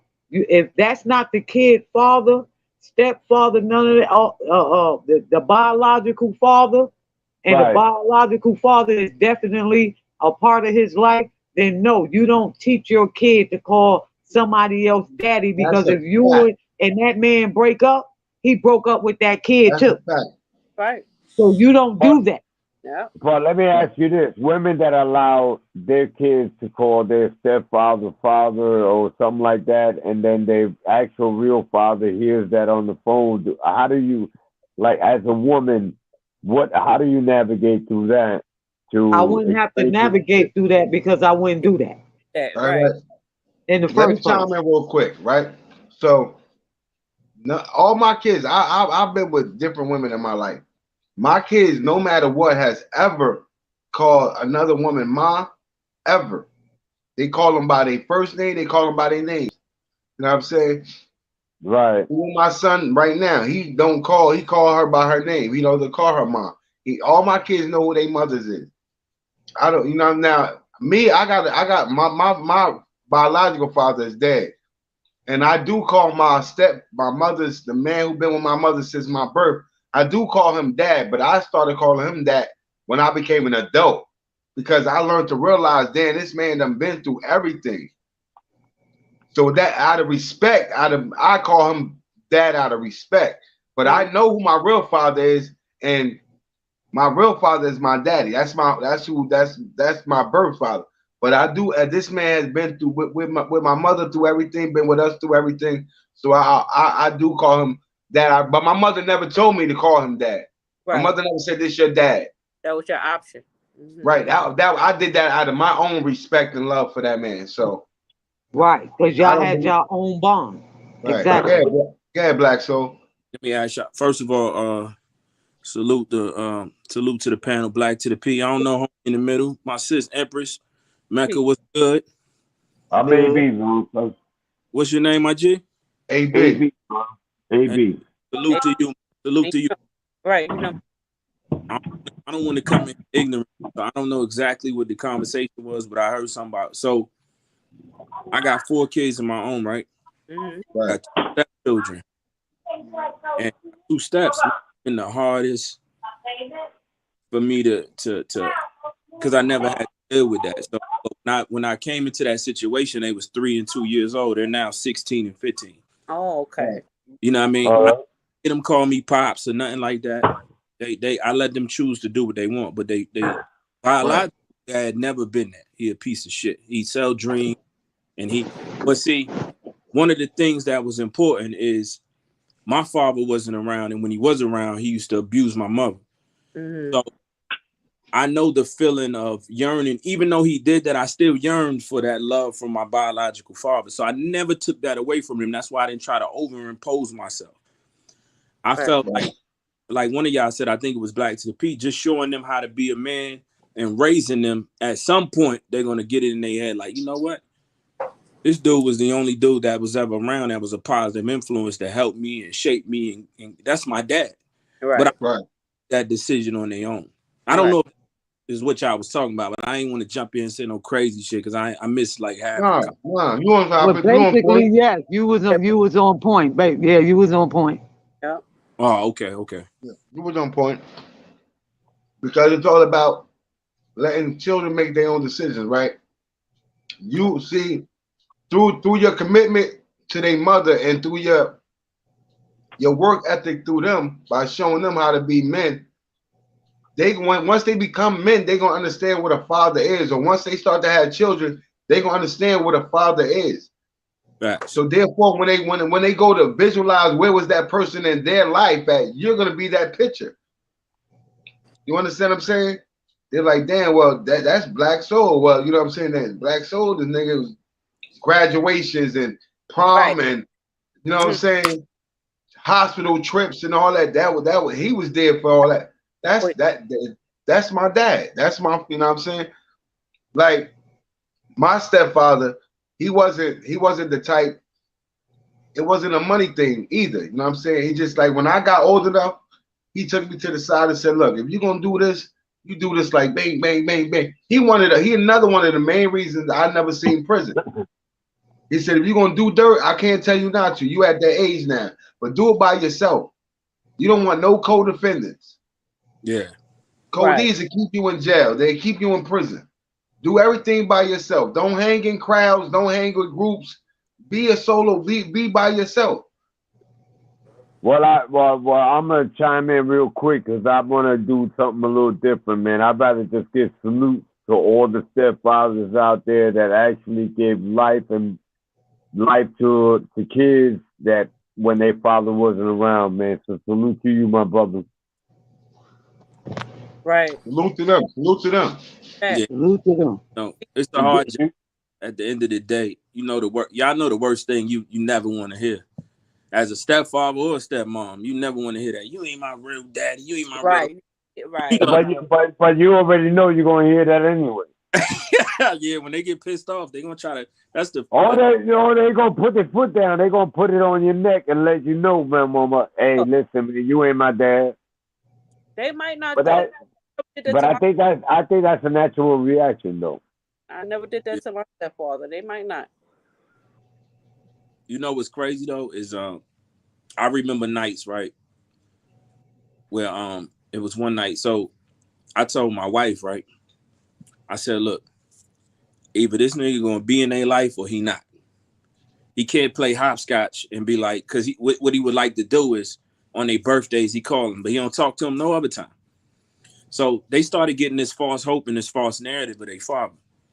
But when all of that crushes and falls, I'm the one that got to be in the room with him and talking to him. So I remember one night he was crying and he wasn't saying nothing. And I'm like, what's wrong?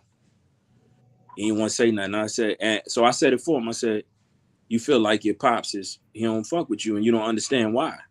Listen, I'm sorry, y'all. I didn't want to have to do this like this, but Compa just started his show and we don't run over each other's time. We don't do no stuff like that. That's my brother. You know what I'm saying? No matter how unpredictable he could be. But right now, it's his time. He on right now. So I appreciate everybody that's in the chat. I love all you guys, bro. I'm going over the Compa show to make sure, I show this brother some support.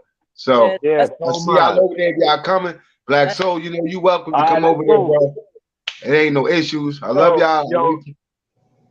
Yeah, give me a shout out, AB. Yo, son, I'm gonna give a shout out to the whole panel, and I'm telling my brother that's talking right now, man, come over to the RL Compa show, man. We'll continue this conversation if it's allowable, and then we just keep it pushing, my nigga. Okay.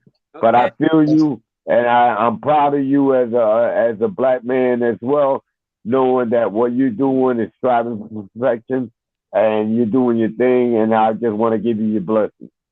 Appreciate That's a fact. Black Soul, shout your page and stuff out so people know where to find you at, bro. Man, you already know I'm coming with Talk to the Soul real soon. Everybody know me, man. I've been on 050 where we all started at, to your shit, to New Jersey J, to the only one I ain't been on, Mecca. I need to find out where your page at so I can pull up on yours. But I've been on everybody, man. It's family, man, to me. We just having backyard conversations when I'm on here. That's a fact. Yeah, Queen, shout yours out, Mecca. Well, my page is Magnificent Mecca. I ain't really started yet because I got something in the making. Oh, okay. That I want to share with the rest of everybody at the same time. So I'm working on that. It's gonna be great. You can talk your shit, Empress. Talk your shit. I ain't gonna talk my shit, but I'm on Instagram, Empress.cat. I'm on YouTube as well, Empress Cat, and I will be just like Omeka. I got a page. And you on my show. But I'm going to be doing something a little bit different. I'm gonna be doing like yoga. You gonna cook? No, I'm gonna be doing yoga. So yoga. Are you gonna do some yoga? Too modest, man. She is the greatest promoter ever. She need to be. Hey, listen. We love Empress. She promote everybody's shit. NJNY connection, man. Yo, since you need to, you need to go with this.